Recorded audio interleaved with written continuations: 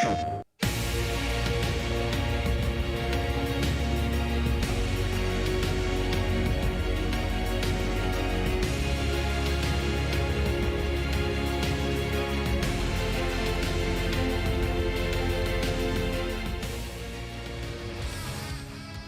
what's going on? Welcome to PlayStation Tournaments EVO Warm-Up Street Fighter 5 Finals for the EU. I am Logan Sama, and we're fully EU because I'm not coming to you from London. I'm coming to you from an undisclosed location in Poland during the week. Oh, there's so much stuff going on. And I'm joined by Jammers, who's coming in remotely. It looks like we're literally in the... Sorry, you're over there. It looks like we're literally in the same place. Oh, that way.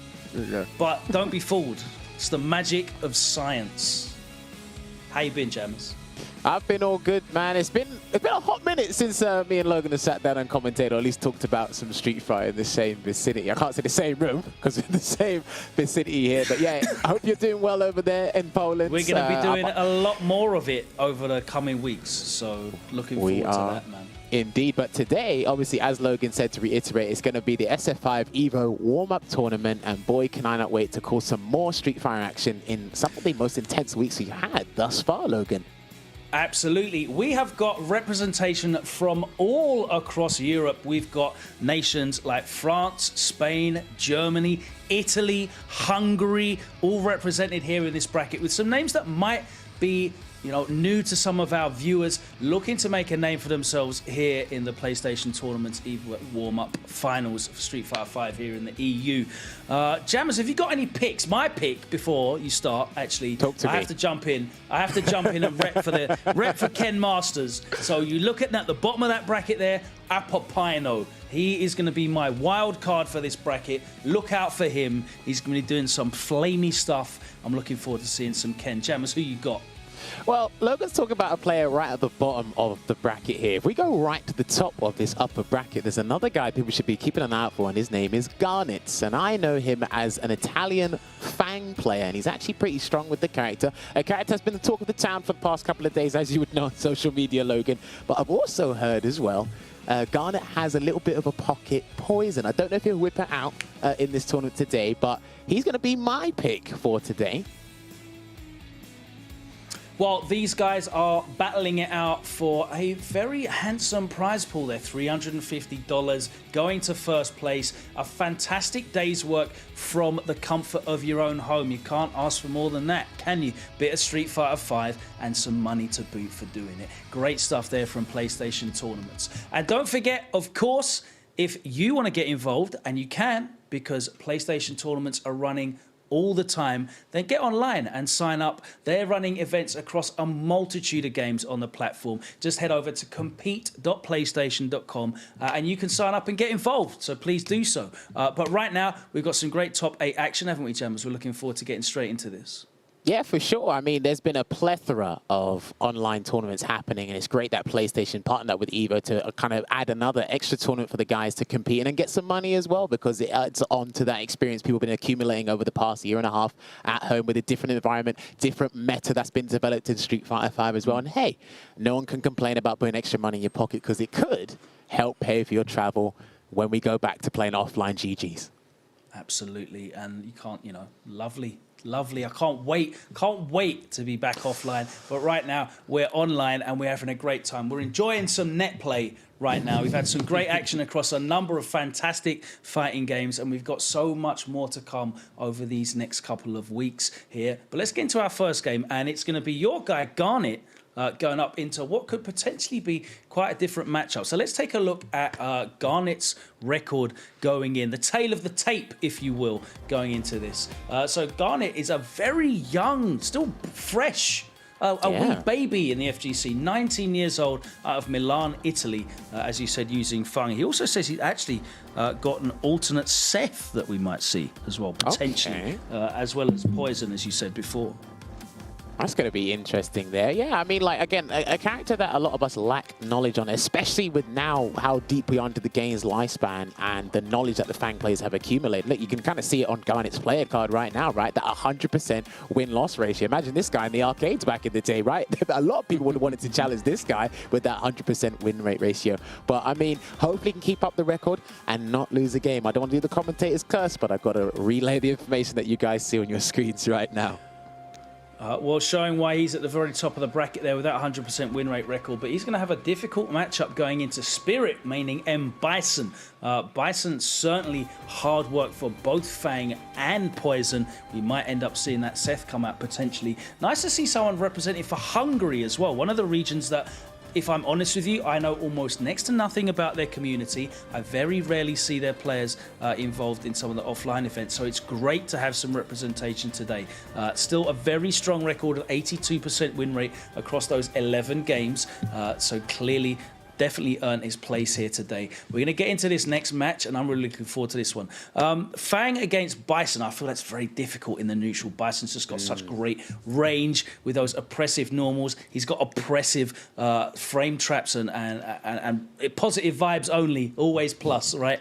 And Fang just doesn't have a great amount of tools to get out with that. But those kind of, you know, the character specialists, those guys that have been working with Fang for years and years, you know, they definitely have put all the work into those tough matchups. They know they probably know it better than you do a lot of the times, just because they have to have done. And that's what, like, you know, the underdogs in matchups statistically have to do, right? They have to work twice as hard to kind of showcase, kind of balance things out just a little bit to kind of alleviate as many bad problems or like real problems you have in the game there. But again, with both these characters, and we are going to see Bison and we are going to see Fang, they both inflict incessant pressure on all their opponents. But as Logan said, in this matchup, Bison kind of takes the cake and he kind of dominates that neutral aspect there. And I remember Problem X used to say to us all the time, shout out to Problem X, he said, look, if the character you're playing has got a really strong, potent, projectile invincible move, that's another weaknesses of Fang. And, you know, Bison does have that with the Psycho Crusher. He can lay out the Psycho Blast as well to kind of stop things or Fang getting too comfortable. But we'll see how these guys pan out in this set here. Things are just speeding up right now, but good combo start there from Garnet to put him in the corner. Already poisoned, and he puts down the EX Rebender and a head nice press use out of the there cow already. crouch to get underneath there as well. But he's put himself in the corner. He's got a huge life lead. He doesn't really need to overextend at all. Happy to just put the traps down, avoiding that Psycho Axe, taking his purple stuff, that poison, and he's still got a huge life lead. Not enough to close it out, but he's just going to sit behind there and wait to see if Spirit's able to do anything to bring it back. He is not. Run straight into the niche queue, and that is the first round. Really dominant stuff from Garnet. Yeah, for sure. And again, like when you're playing Fang, you can't kind of take your foot off the gas. You literally have to be on point 110% of the time and make sure you play frame tight to kind of test people where they're going to press buttons, because a lot of people still don't know where they want to challenge as opposed to where they need to challenge, right?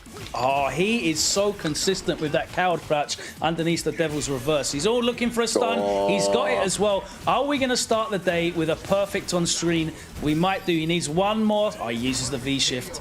Oh, my word. No Psycho Axe for you. The light kick came out and stopped it perfectly. What a performance from Garnet. He's making this look like, you know, this is his bread and butter matchup. It might be. I think there's one or two Bison players that hail from Italy that he might be practicing on a regular basis. I can't remember the weekly or monthly they have, but I do know Garnet participates along with a lot of the other Italian players, and there shouts to the Italian community as well. So he does have matchup knowledge in matchups you think he wouldn't have it. Find that pressure there from the coward crouch, and it goes straight back to the mid-screen, and an interruption there with the Shadow Axe target combo from Spirit. He definitely needs to turn things around. You're the best for that, I swear, Gemmas. Can't believe you know the name of Bison's medium punch target combo. What an absolute champion. It's been a long time since I've said it, but he gets the Satoja. I have to say, Garnet's really impressing me with his counter hit confirms as well. He hit a couple of them in the first round, and now he's making the most of it. Damn, Spirit is just eating all of this pressure into the three lights. There's the heavy V-reversal. Oh, he got hit this time. He's been pretty successful dealing with the Devil's Reverse, but that time he got hit by it. And he puts out the rebender once again. He's going to back off. No need to overextend. He's just going to build meter by actually dropping those clouds as well, actually. I don't think Spirit knows how he wants to approach, so... Oh my days, I don't know what the startup of that EX move was. One of the most interesting things to me is Spirit in 3 rounds has not been really able to get that V-trigger going at all. Yeah, I just don't think he's been able to do anything. Outside of using EX moves for EX meter for Devil's Reverse, I don't think he's really been able to do anything. Right, puts it out, sets up sharp, but this is what it is, that defensive poison barrier that allows Fang to zone and close the gap when need be. And as you can see, Garnet did that with the EX dash. Just backs off. And there we go, rebender once again. And he doesn't really have to change from gear 1. He can stick to plan A for the most part because it's been hugely successful for Garnet. And as I say, that gets party started. There's the activation. Nice V-shift. Ooh, good backdash as well after the V-break there, the defensive mechanic that they put into... Oh, the reactions. Oh, it gets out of the command grab. Oh, okay, gonna get the meaty no confirm though, off of the crouching medium kick. Might have done it a little bit too late, not a frame advantage. Nice, and he kept him in block stun there just to lose the last bit of that V-trigger, kept him safe.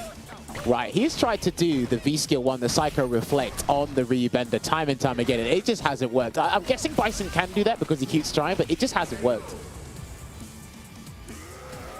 Right. And this is looking very, very grim for Garnet, I have to say. Yeah, it's looking very bleak here for our Bison player. I want to say it's 3 out of 5. We are in just a double live top 8.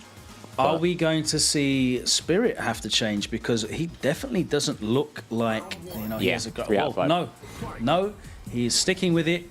All right. I mean, I think he's just be a little bit... At this point, I think he's just be a little bit more aggressive because he hasn't really tried anything outside of trying to combat Fang's basic projectile tools, the Nishikyus and the Rebender, and then there's that difficult move to deal with for a lot of people. Yeah, he's tried to catch that float with the Hell Attack. There you go. I know the names of target combos. He's tried to deal with that with the new float state, right? He would have got a big fat combo if he'd have clipped him with that, but unfortunately, both times it hasn't worked. And another huge life lead here for Garnet. It's looking like light work today. There's the EX sleeves. One more touch. The fuzzy doesn't come off. He needs to activate here. All right, he's going to do the slide activate. He had an opportunity to do it right there as the Nishikyus were out, but he's going to activate Psycho Nightmare. No hit confirm on that Stand Fierce. He's going to activate his V-trigger 2 there, and he's going to get the instant overhead with the jumping medium kick. He tried before, he was just out of range, but that instant overhead puts Garnet at match point Logan. And you have to say here, Garnet has just completely earned it. There, the Hell Attack doesn't work again. Garnet has just been so impressive in this matchup. He has just run roughshod over Spirit here, who doesn't really seem to have a legitimate strategy to take on Garnet. Yeah, I think that we kind of knew that from the get-go, right? Which is good that you pointed that out there, Logan. Proving that not all players are familiar with Fang even 6 years into the game. It's still a thing. All right, gets a reflect this time round, but he's not close enough to get any sort of Oki. He's going to activate his V-trigger once again, and another he safely walks out at that range. There we go. Finally, he catches him. There you go, the reversal. I think you're going to punish that with a Psycho, actually, no? But he chased him down, and good read on the Psycho Crusher from full screen. Garnet with the jump back, jump in hard punch, and able to close it out there in clinical fashion. The 3-0 against Spirit. Garnet looked incredibly comfortable, even to the point of like small things. You know, he started immediately with the coward crouch underneath the Devil's Reverse. He showed that immediately in the first round, but there was loads of other little subtle things. Just being aware that after the the slightly ranged slide activate, there was no threat of a command. He just walked out happily, and just avoided anything that Spirit really tried to get going. What a dominant performance from Garnet. Yeah, it's a real shame that Spirit couldn't really get out of first gear. You know, it just Garnet stuck to plan A and it worked to a T. Absolutely perfect stuff there. And made sure he played frame tight for the most part, because like I said, to reiterate, a lot of people still don't know when they want to challenge and where they can challenge against Fang. We saw a couple of V reversals. I think we saw 1 or 2 V shifts from Spirit as well. But again, just nothing to really show and accentuate why Bryson is one of the strongest pressure characters in the game. Garnet felt completely comfortable, Logan. Absolutely. At no point did it really look like he was in any danger, and that was 6 rounds, wasn't it? Yeah, I think that was 6 rounds straight. I don't think there was a round to Spirit's name, which is an absolute shame. He did try to catch the new flight move there, but I think he only got it like once out of the probably 8, 9 attempts. Yeah, it certainly wasn't a reliable answer, and Garnet moves on in the bracket into winners semis. You can see there Spirit drops down into the lower bracket, seeing as we're esports now. So let's take a look at our next match, and it is going to be Alex the Demon against Masque, all France affair, actually. Okay, for sure. I think I've seen Alex. If it's the person I'm thinking of, I Karen think they played Sagat. Karen. Yeah, there you go. See, you know exactly what you're talking about. The other guy, I've got the notes here. I'm cheating. Well, there you go. That's fantastic. Someone had to get them. Someone had to have them. So see, you know it from experience. You've seen these people. Me, I just have my crib notes here. That means I can also tell you that Masque plays Gil and Urian with Karga and Colleen as a backup. So as I said, double France affair. Alex the Demon from Lille, which is a lovely place in the north of France, I have to say. Very delightful.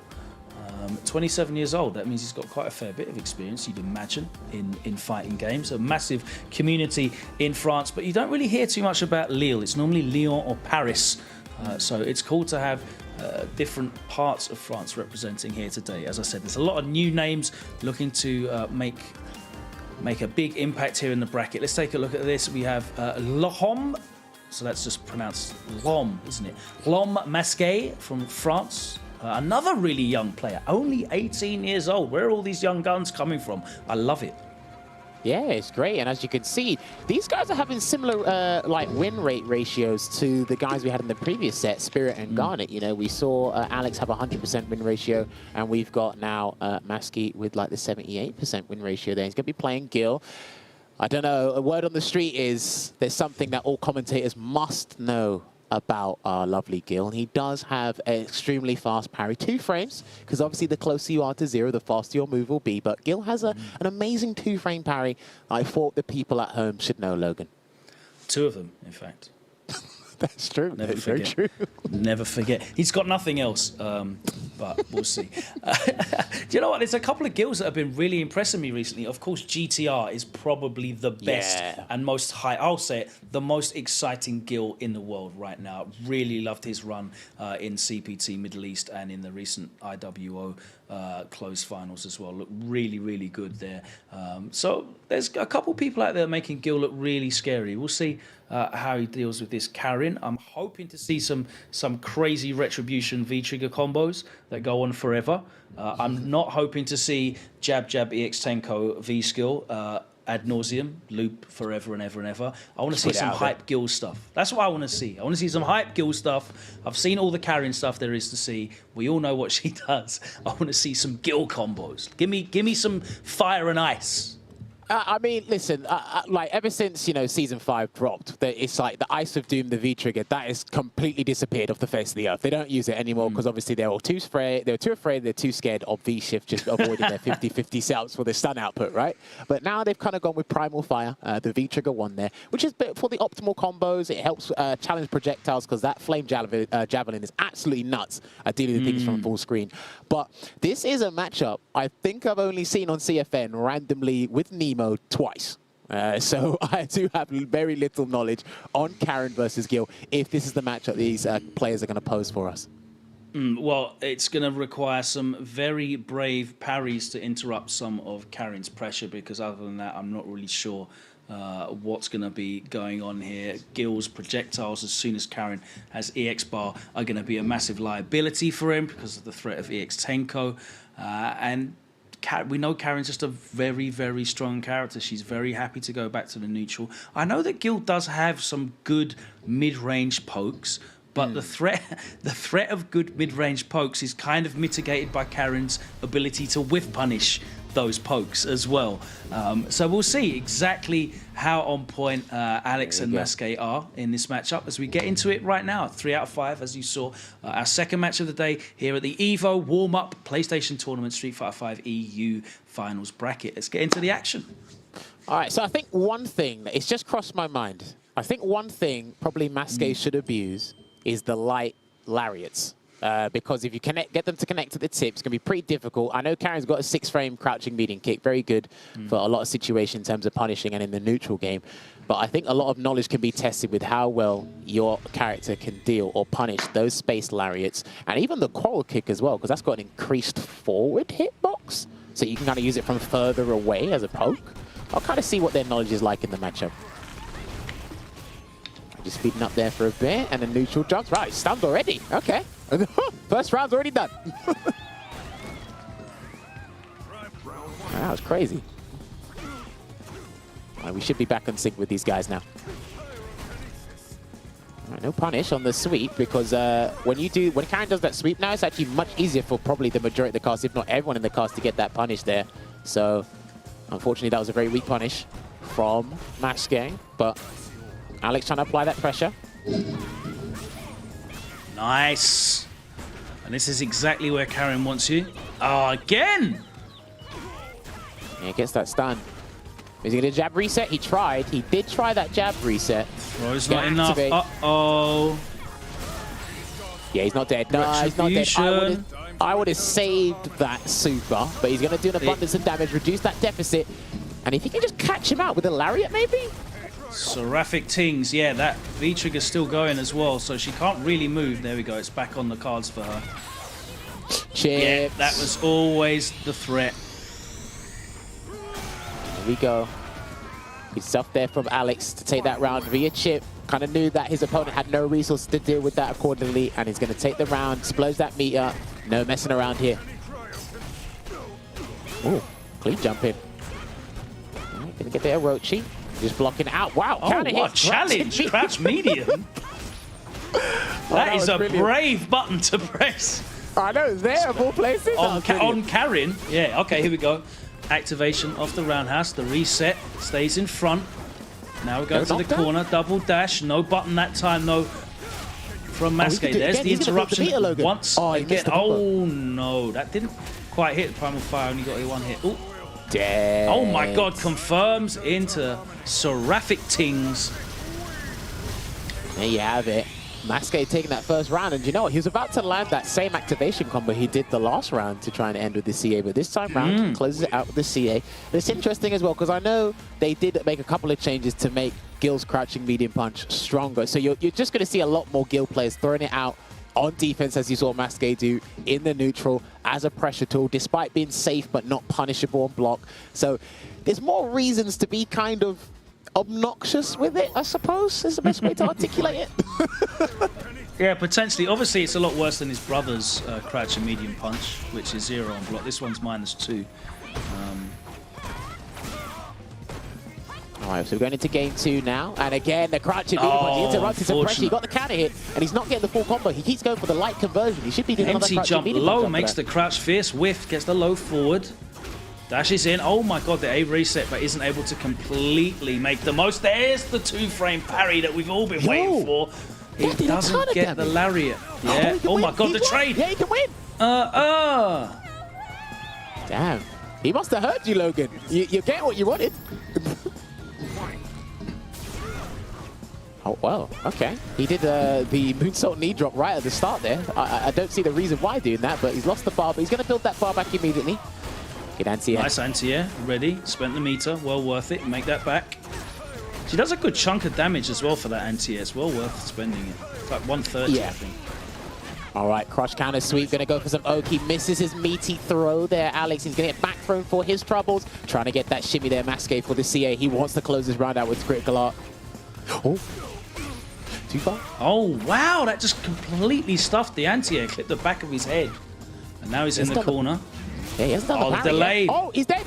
Yeah, he's done. Oh, damn. Surely he could have done Seraphic Wing there and that would have caught it. That's got a big hitbox. Committed, no punish. No. Oh, no punish there, Logan. I'm not sure if he thought. Oh! That's not going to work. That's not going to work. That's not going to work. I said, damn it. I said that wasn't going to work. And he turned the CA to his demise, and he gives Masque the second game there. That was a bit scrambly, and it turned into a critical art slugfest. But I'll tell you what, Masque is not complaining, Logan. That's an interesting situation because that super's fast, right? It's like 5 frame super, I think. 5 frames. It was going to linger for a while. It was quite far away though, so I'm not sure whether he probably wouldn't have been able to backdash in that situation and avoid the CA, because obviously if Alex had blocked, that would have been chip out regardless. So well, he was nowhere near him in the first place because he done that super from well far away. Yeah, so. it was just under half screen away. So yeah, very interesting to know whether that would have worked. Ooh. It's this shimmy attempt there, that would have worked. He gets another max distance crouch kick activation, goes for the optimal follow-up. He's going to spend a lot of the flame javelins there, Logan. He could have punished that. That was unfortunate. He's going to activate, go to the Garen. Kent, good jab check. You need to do that, and this is going to do a lot of damage if he done the other move, but... Wow. Ready! Okay. He stopped the overhead reset, or even the command grab reset with a crouch spear, so he must have known that was coming there, and it's going to put him at match point. Hit forward throw, and a good jab check once again. Okay. I mean, I'm not sure about spending that. He needs to do something to bring it back though, right? So. Yeah, I mean, he spent CA early for most of the time, so pretty interesting choices, but I don't really know what he's juggle, but there's the defensively. Back throw. All right, activation stations. Let's see if we can get going here. All right, activates, and he backs off once again, and immediately forward dashes in the carrying classic. Oh no! Oh no! Oh, he's dead. He's dead. Oh my Alex God! Is dead. Man. And you know, he waited for a little while before he made the decision to jump. And Masque was already going to commit and say, you know what, I'm just going to do crouch fierce. You might tech, you might do something, but I got you. And the retribution effect allows him to get that extended combo and close it out. Retribution is the most gassed mechanic. I love it. Every time it hits, I feel happy inside. I love watching retribution combos. Lovely stuff there from Masque. Yeah. Really, really impressive. Really impressive. We're seeing people do really well in matchups that are quite surprising. And that's just showing you the strength of these character specialists out here doing the work. Yeah, for sure. And obviously, we're taking a look back at what transpired in that set there. Masque spent a lot of early CAs, but for the most part, gets that 2-frame parry there. But you know what? His V-trigger combos and activation combos are pretty much on point. There was a bit of a situation, I'm not sure if we're going to see that on the replays there, where we had the double CA, the scrambly CA situation between these two players. Yeah, it's here, right here. Now look how far away. Right, yeah. So that was never going to work. From Alex's end, that was never going to work. So exactly what happened there was he went for Chariot into CA as a cancel to chip out, and it got a trade, and he cancelled into it anyway. Yeah. So very unfortunate. I'm not sure what Alex the Demon could have done, but the CA was always just. But the CA was basically holding forward on the stick. A couple of people in the chat said. A couple of people in the chat asked whether it would have whiffed because it was miles away. You made the same point, Jammers. Definitely something for Alex the Demon to go and check out in training mode. One of those things in the replays that you definitely want to find out the answer to, so it never happens to you again. You can see though in the bracket, Garnet moves on and is there alongside Lhomme Masque in the semi-finals. Alex the Demon drops down and we're facing Spirit in the lower bracket. So that's the first half of our first round matches done. Jammers, how are you enjoying the action so far? Yeah, it's been pretty interesting. Garnet keeps his 100% win record there. Alex's 100% win record is completely gone now, so it's going to be roughly about 80 or 78, something like that. So that next matchup, we're probably going to see Fang versus Gil. That is definitely at the bottom of my list in terms of matchups to pay attention to on a regular basis. But again, as commentators, we learn something new each and every time, every broadcast we feature. And I'm sure Logan can vouch for us when I say that there. But always learning. I love it.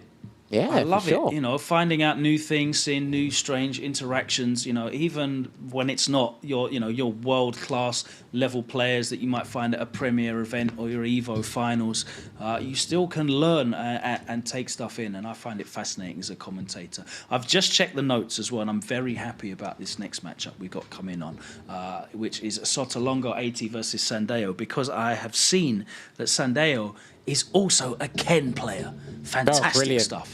Oh, brilliant. This is a great bracket for me. So we've got Sandeo, whose name's Cyril. What a fantastic name. Out of Athens in Greece.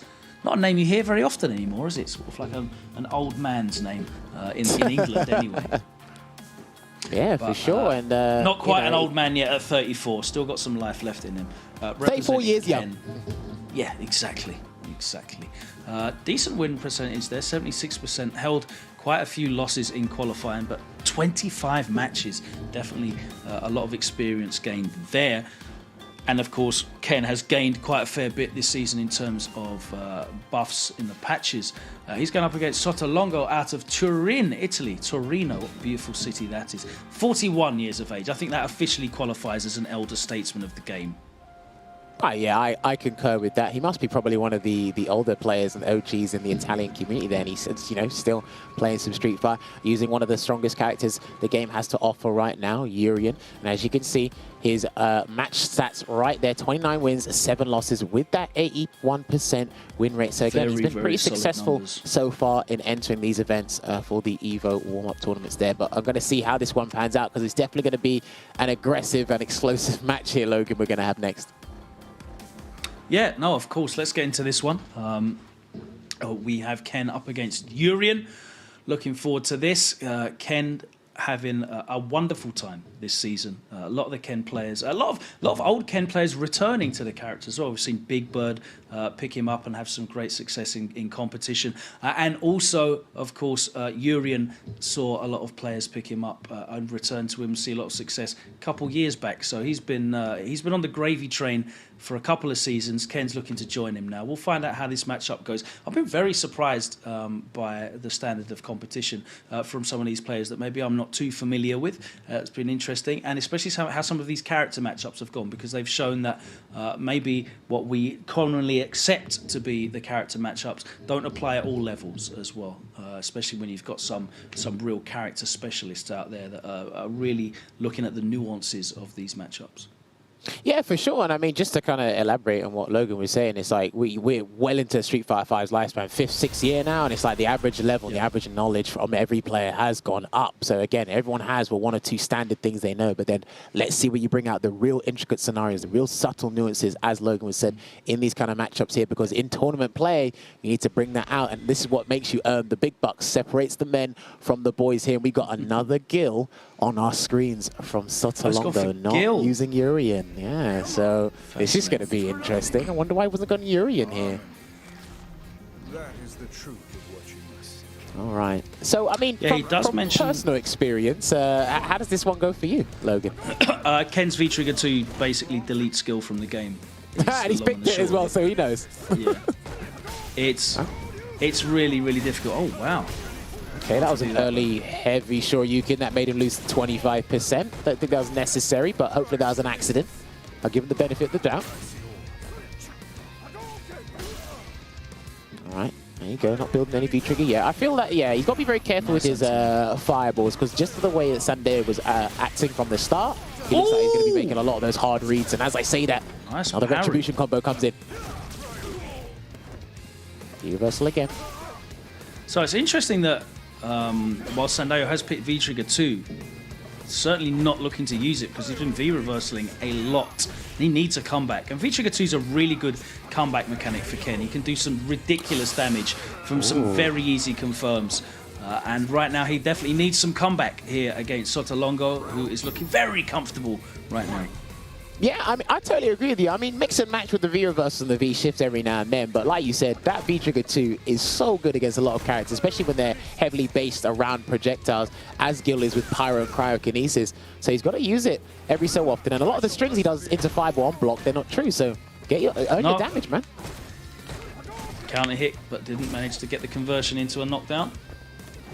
Right, backs off. He tried to dash and get a crouching medium kick there. No anti-air there from Sandeo. Looking a bit hesitant, but it looks like he's going for this V-reversal strategy, Logan, so far. Oh, it's not really working out. He's dying a slow death here against Sautongo. Reversal again. Yeah, to throw. Oh my lord, just straight over the fireball. What a read, what timing. Puts himself back in the corner though. I felt he could have got more from that jump-in combo, you know, but he's going to try and close out this round. No, another V-reversal. There was a big opportunity to V-trigger through that fireball. Okay, good damage here. Just backs off. 2 bars, another jump in. All right, gets anti-air by the cryo rise kick, back hard kick there from Gil. And it's going to take the first game there for Sautongo. It's pretty interesting. I think obviously the kind of most obvious thing that we've seen is Sandeo he's not V-triggering. He's just literally gone for V-reversals each and every time he feels in a very panicky situation, Logan.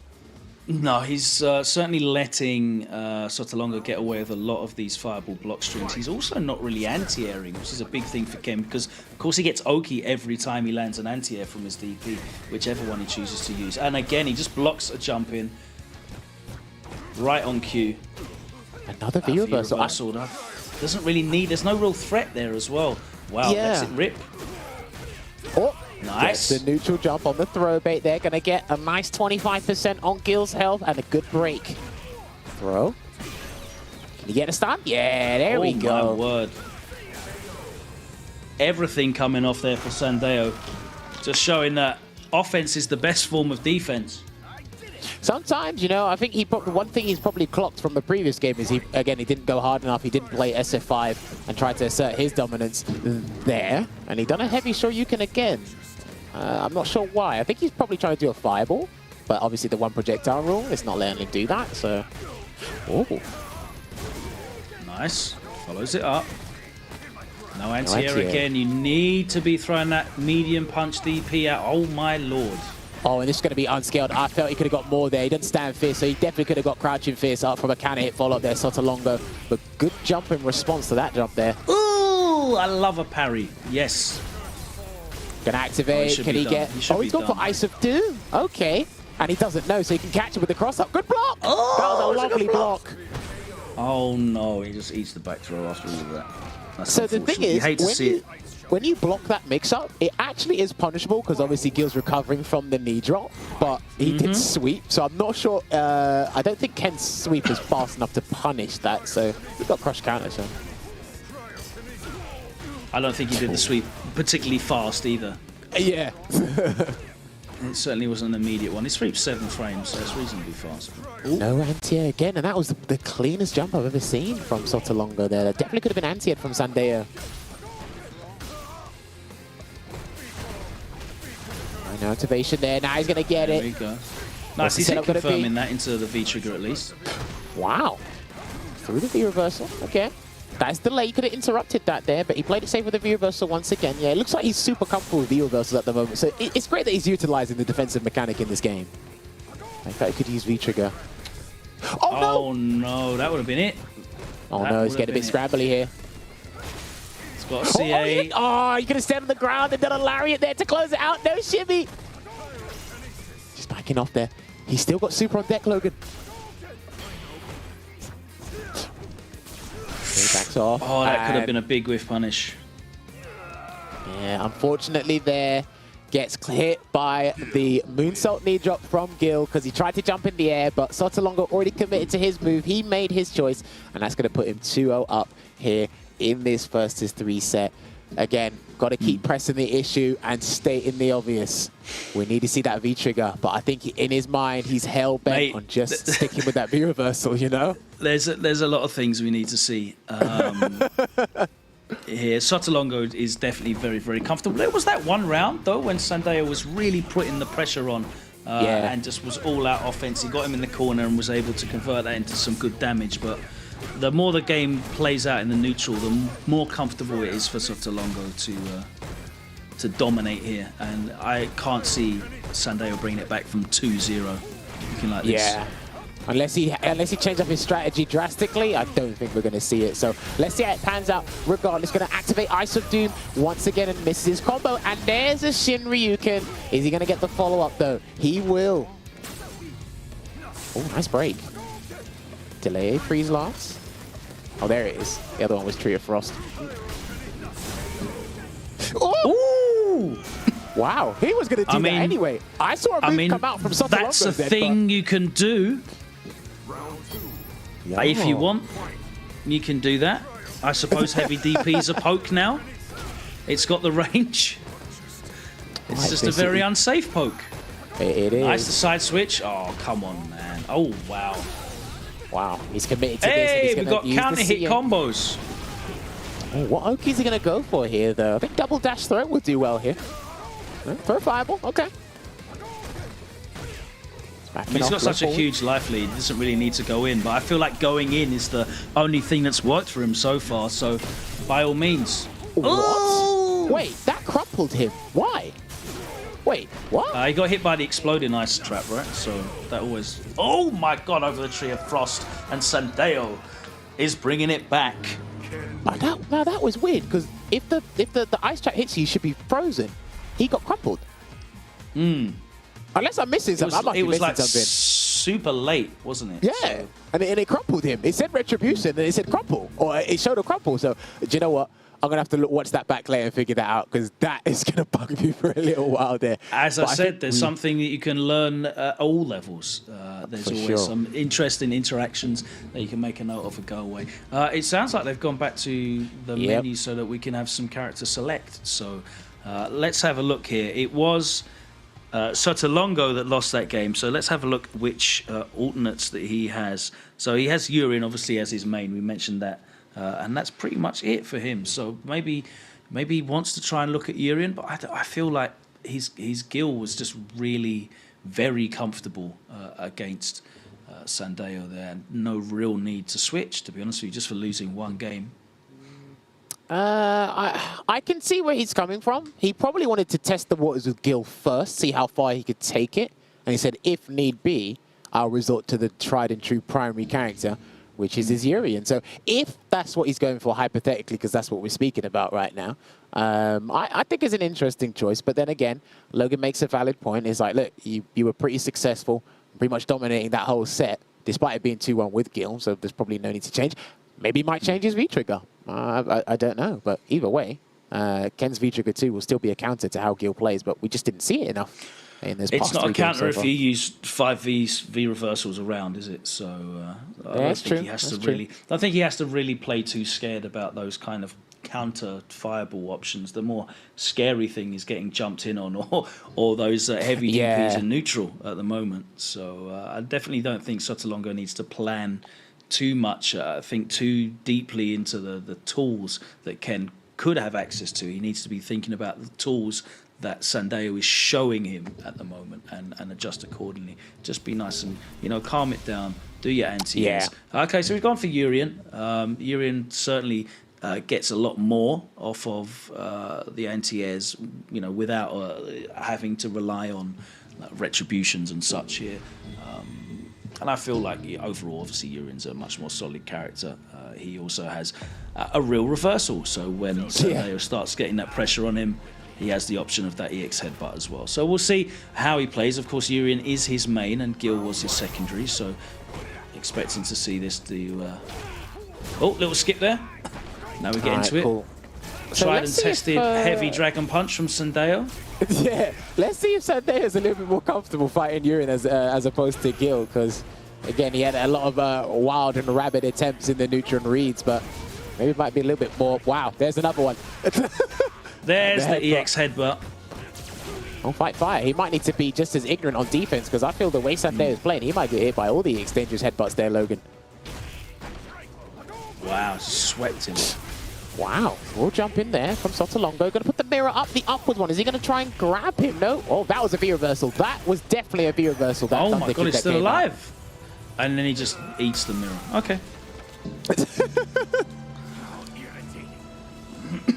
All right, he's going to put himself at match point here because Sandeo got hit by the Aegis Reflector. No meter on deck, but gets that anti-air. Nice juggle. Just popping that out there. CA is on deck. His super move, but using the V skill to amplify the metallic sphere projectile. He gets another jump in there. Throw. Sure, and stand medium kick, air to air, stays in front, and that's going to be the game. Perfect closeout. And you can do whatever you want at this point. Another crouch fierce to close it out there. Sautongo taking that over Sandeo 3-1, ending it with a perfect. Yep, and showing that really he just needed to go with what was tried and tested for him as a player, not overthink the matchup and just focus on what was best for him, go for his main, and he got the job done there. Completely dominant, and Sandeo, I think really Sandeo just got opened up by jumping in too much and the overheads. He was certainly not ready for that charged heavy kick, and he ate a big chunk of damage for it. But let's take a look back. We see some of the first matches, which were obviously Ken versus Gil. Sautongo taking a good early lead, but Sandeo then brought it back 2-1. It forces Sautongo to rethink his strategy, go back to the character select screen and pull out that Urian. But here we're seeing some of the interesting points. Maybe we'll see that interaction again with the ice trap. Yeah, I'm hoping so. And you know what? I don't blame Sautongo for playing Gil a little bit because, again, sometimes you have to play these characters in tournament to get the better experience and see if you feel comfortable using these characters in general, right?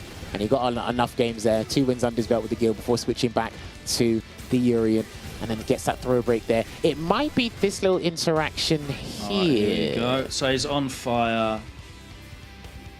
Right, crumple. So, oh yeah, retribution, that's why. Yeah, so, okay. So he avoided the trap entirely, but he pressed the button and still got hit by something? So that was a... He got hit by the trap. He pressed low forward and then got hit by the ice trap, and it was... Because he was already on fire, it was retribution. So that's why he didn't. That's why he didn't go into the free state. He just went to a crumple state. Yeah. All right. So Sautongo advances. Very, very comfortable win for him as we're flying through this first round in the upper bracket. And we move on. Let me pull up my notes here. So Snake Plissken and Apopaino. Snake Plissken out of Germany. So it's nice to have representation from so many different countries here today. And Apopaino from Spain, a well-known online Ken, if you catch my drift. So Snake Plissken out of where are we here in Germany? Dortmund, the NRW. Yes, exactly. Love that community up there. There's some really, really cool members of the FGC out of Germany. We don't really see enough of them out there, I feel. Obviously, you know, players like Fassa have made a big name for themselves online. I'd love to, you know, when offline comes back, I would love to see the Germans traveling together again. Really looking forward to it. As you can see there on your screen, with the Ryu, he's also got a Kage, so we might see that. Okay.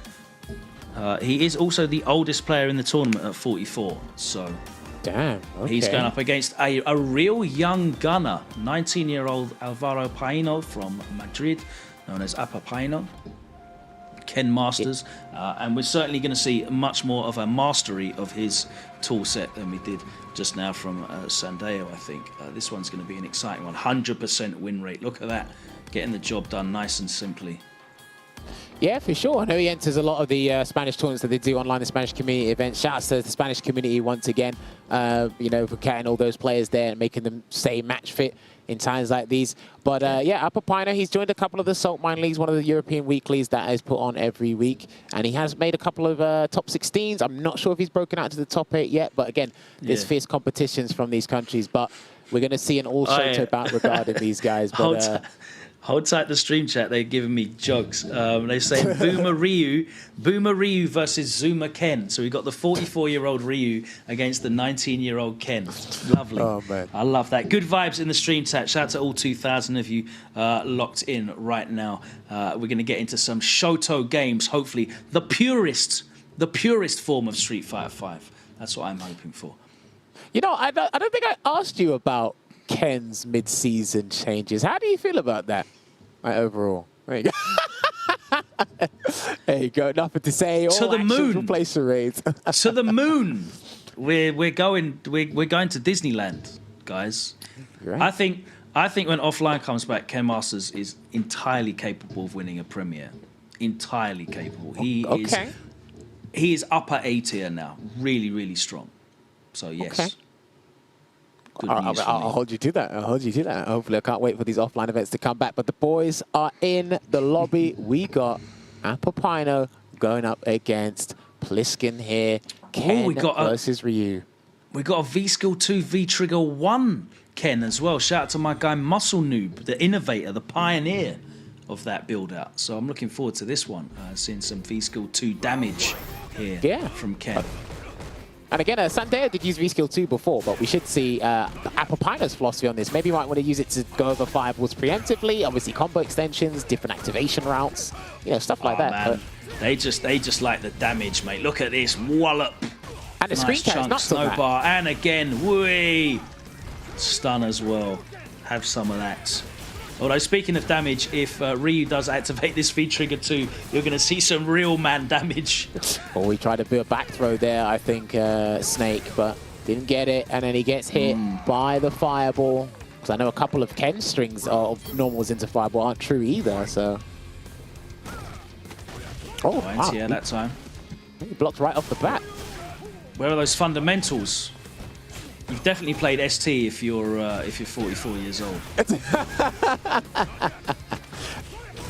Here's a meaty throw. Apopaino putting in this work in the corner. Is it going to be a stun again? No, there's the jab activation.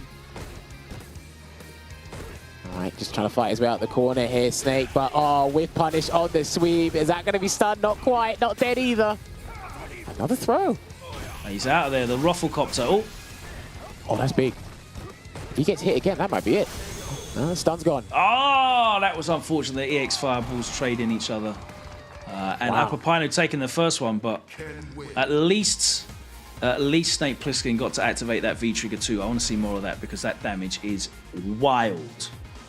Yeah, for sure. If you get the right conversions into the Ishin extension, it's going to be a lot of damage there. Obviously goes back to a neutral situation. But what's the name of V-Trigger 2? What's the name of it? What's the name of V-Trigger? Or something. I can't remember. You're the best. You're the best. It's I something. swear. It Undefeated you are. All right, he's going to go to this next game here. Yeah, I mean, once with the V-Trigger 2, I wanted to mix in the parry as well, because I know when they parry, the V-Trigger completely disappears. And I feel people are deterred by that as well, Logan. Oh, there's plus frames. Oh, just finishes the combo with the EX anyway. It would have been safe. Nice reversal because he wants to get rid of that stun. Oh, whoa, wow, he went for a sweep after the throw break. Okay, that's not the usual option Ryu players go for, but... Well, today we are seeing a lot of non-standard options in this bracket. No forward, no cancel, dash up throw. He was definitely planning that for about 3 seconds prior to that moment. He was waiting for his opportunity, he uses the dash, and gets that back throw there. Apopaino. Wow. This is the confirm, gonna get punished for that. For his troubles, missed his meaty there, Apopaino. Another throw. I can't believe you were right. It is actually called Kako Fubatsu. Oh, okay. You are undefeated in the world. This is going to be another big damage combo. It's not going to do it. Is he spent the bar? It is. In the end. Okay. He just got the EX bar, and Apopaino closes it out. There's the damage of that V-Skill 2. Crazy. Yeah, I mean, like, again, it's got a lot of utility, but the thing that stood out to me the most is the screen carry it provides from getting a combo off the stand beating kick target combo mid-screen, and when you put them in the corner, try and throw bait them again or do something else, and then as you saw, post-stun combo, again, increasing that damage output of Ken. It looks pretty strong, man. Yeah, every time you hit one of those target combos, either the back medium punch or the standing medium kick, you're able to cancel into that V skill and always get the heavy DP all 3 hits afterwards, and it does a chunk. You are giving up some of your Oki that you would have got from the V skill 1, but you know, a lot of these Ken players don't mind. They'll just happily take this damage, dash up, and pressure again. All right, this sweep though. Yeah. This sweep from Snake Plissken. No anti-air. Again, that's actually pretty awkward to deal with, so I kind of respect that he went to block that crush counter. Oh, just too far away. That's unfortunate. Big punish as well. Good awareness to dash from Apopaino, though. Not many people do that. Oh, my. Back off. And the anti-air, I think, that might have been... Was that the heavy? Yeah, that must have been the heavy Shoryuken there from Apopaino to get that punish and put himself at match point in this set. Okay. No overhead mix-up for you to wake up EX Shoryuken. Nice. B-shift. I know Apopaino does love to use that in a lot of situations if he feels he's on the back foot. Oh, no, and again. Right, that looks like spacing specific rather than timing. Yeah, he might be too far. Oh, bro, if you'd have cancelled that into the V-Trigger 2, whatever the hell it's called, that would have been insanely hype. Oh. Can he do anti-air DP into the V-Trigger 2? Yeah, he can. He's got to do, obviously your best option is medium Shoryuken, then go straight into Ishin. It's like 250 damage. It's clean. Yeah, I was going to say, that's got to be ting, so I wish you'd have done that. All right, charged up the V-skill again. No reaction. Punish that Snake. Man. Crush counter. Try to dash. He could have got a light combo from that, I think. Nice anti-air on the neutral jump, though. Wake up buttons. He's going to get a big bit of damage off this. Spends the bar. Well worth it. Yeah, for sure. Punish. No, with punish. The one time that he should have pressed sweep, he didn't. Oh, my days. This is going to do chunks. Nice. Okay. He's got the V-trigger activation now. There we go. Oh, this is going to be that wasn't even guaranteed. Taking. Not stunned yet. Guess for game. And he threw it all. He risked it all on the Shoryuken. That's going to close it out. Crouch Fierce into EX Tatsu for Apopaino, taking it 3-0 over Snake Plissken. Oh, Plissken, sorry. Have you seen Escape from LA? No, I haven't. And Escape from New York? No? Kurt Russell Classics, mate. That must have been. I don't think there's an anime adaptation of it. But, yeah. Hey, listen, I watched a fair bit of movies before I got into anime, but that movie I definitely didn't watch. Yeah, they're pretty old. I didn't say that. They're pretty old. They're pretty old. But yeah, Snake Plissken is quite a famous character in those movies. Cool. That's where the name comes from. Clearly, you have to be in your 40s to know those, so I'm going to go and hide now. I'm not saying anything here, but what I will say is we're watching the replays, fan out here, checking it out. Yeah, Apopaino is pretty much dominant the most way through. I mean, Snake had some pretty good moments, some decent conversions. Unfortunate about some of his crush counter conversions there, but again, a lot of the jumping scenarios, he weren't anti-eds. You know, he was a bit scrambly at times in the neutral, and there were a lot of hard reads on both players' end regarding fireballs there. But yeah, pretty much comfortable for Apopaino using that B skill too. Actually managing to get around there. But here we go. This is the corner pressure, and it felt like he got a stun almost any round. Oh dear, and he closes it out. There you go. Good stuff there. So, and that's how the bracket is panning out, ladies and gentlemen. The upper bracket round 1 matches have concluded. And as you can see in the semi-finals of that, we're going to have Garnet going up against Masque. We're going to have Sautongo going up against Apopaino. And down in the lower bracket, it will be Alex the Demon going up against Spirit and Snake Plissken going up against Sandeo. So we are going to see another Ken versus Ryu matchup at some point, Logan. Yeah, it was nice to see both of our picks advancing with 3-0 victories as well. So we are on course to meet each other through our avatars in grand finals, hopefully. But yes, thank you very much to everyone who's joined us. Obviously, this is PlayStation Tournaments, the EVO warm-up EU finals bracket.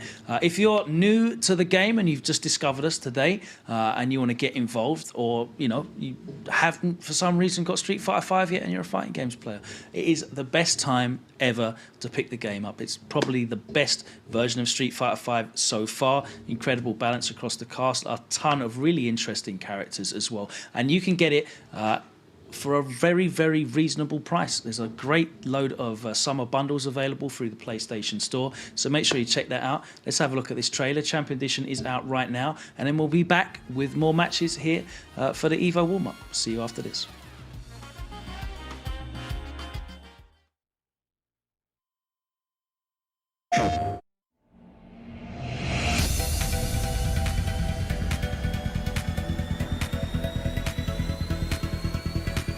Beyond the battle. Get ready! Destroy! Begin!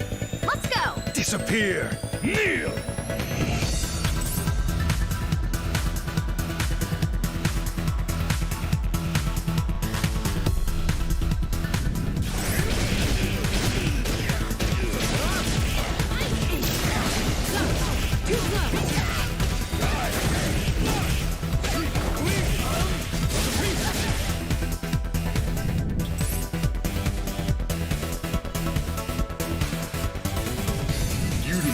Strength to crush the spirit of the king. Alright! I really like to exercise. And training is a lot of fun. Time to meet your death, vile insect. Pull out all the stuff! Hadouken! Resurrection!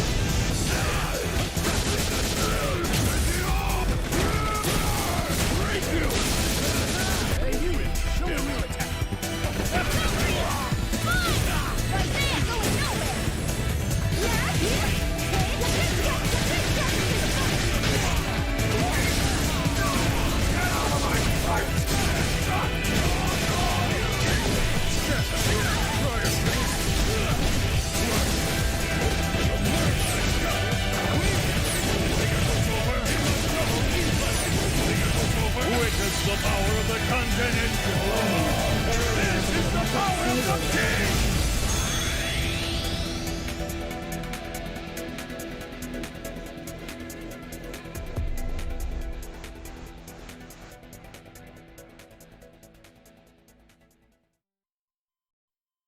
PlayStation. Try out 40 characters from seasons 1 through 4 of Street Fighter V for free. Download the Street Fighter V Champion Edition free trial now, available only on the PlayStation 4. And if you like what you play, the original Street Fighter V Champion Edition and the upgrade kit are also currently on sale as a part of the PS4 mid-year deals sale.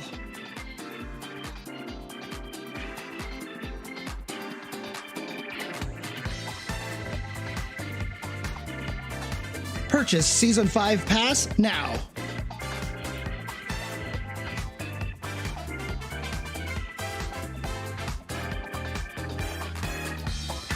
Available for purchase.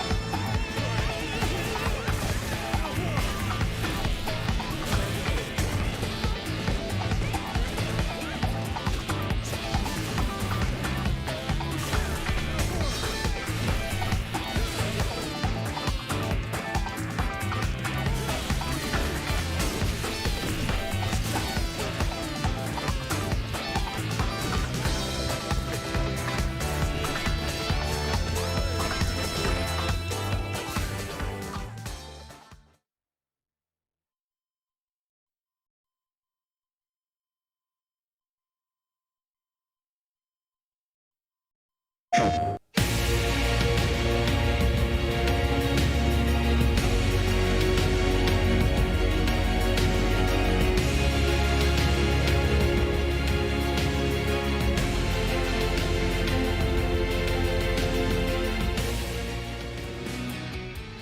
right, everyone, and welcome back to the EVO warm-up rounds tournament here for Street Fighter V from the European region. Myself, Jammers, and Logan Summer on the mic. We have gone past round 1 of the upper bracket matches here, and now we're going to be moving on to the round 2 of more winners matches here. But Logan, how are you enjoying the action today?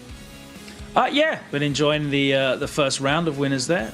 We saw some fun stuff. You know, it's good to have some new players on the stream, getting their chance to show what they can do. Representation from across a number of European countries, and there you can see the first results as we go through the upper bracket. Unfortunately, Spirit, despite having a tremendous record in qualifying, has now been eliminated by Alex the Demon 3-0. So that's a tough day's work for Spirit. Unfortunately, had a 100% win record coming into the tournament, and unfortunately has a 100% loss record going out of the tournament. It's going to be a harsh one. But as you can see in the upper side, you've got Garnet going up against Masque. That's going to be Fang potentially against Gil. And then we've got Sautongo, who showed us Urien and Gil against Apopaino. Obviously, it is... it's a run back of the match that he played in the first one. He played Ken. He's playing a Ken again. It's certainly a slightly different caliber of Ken, though, so it'll be interesting to see how he deals with that. As you can see on the bottom of the screen, we've got the ticker, which will be updating as we go with results and any results that happen off stream as well. So you should be able to keep track of exactly what's going on. But we're going to get into our winners semi-finals now, and it's going to be Garnet against Lhomme Masque. Let me pronounce that correctly. Italy against France, I believe. We're going to do the poll. Is that coming now? Are we using the tech in the chat? We're going to get the tech in the chat. We're going to get the tech, right.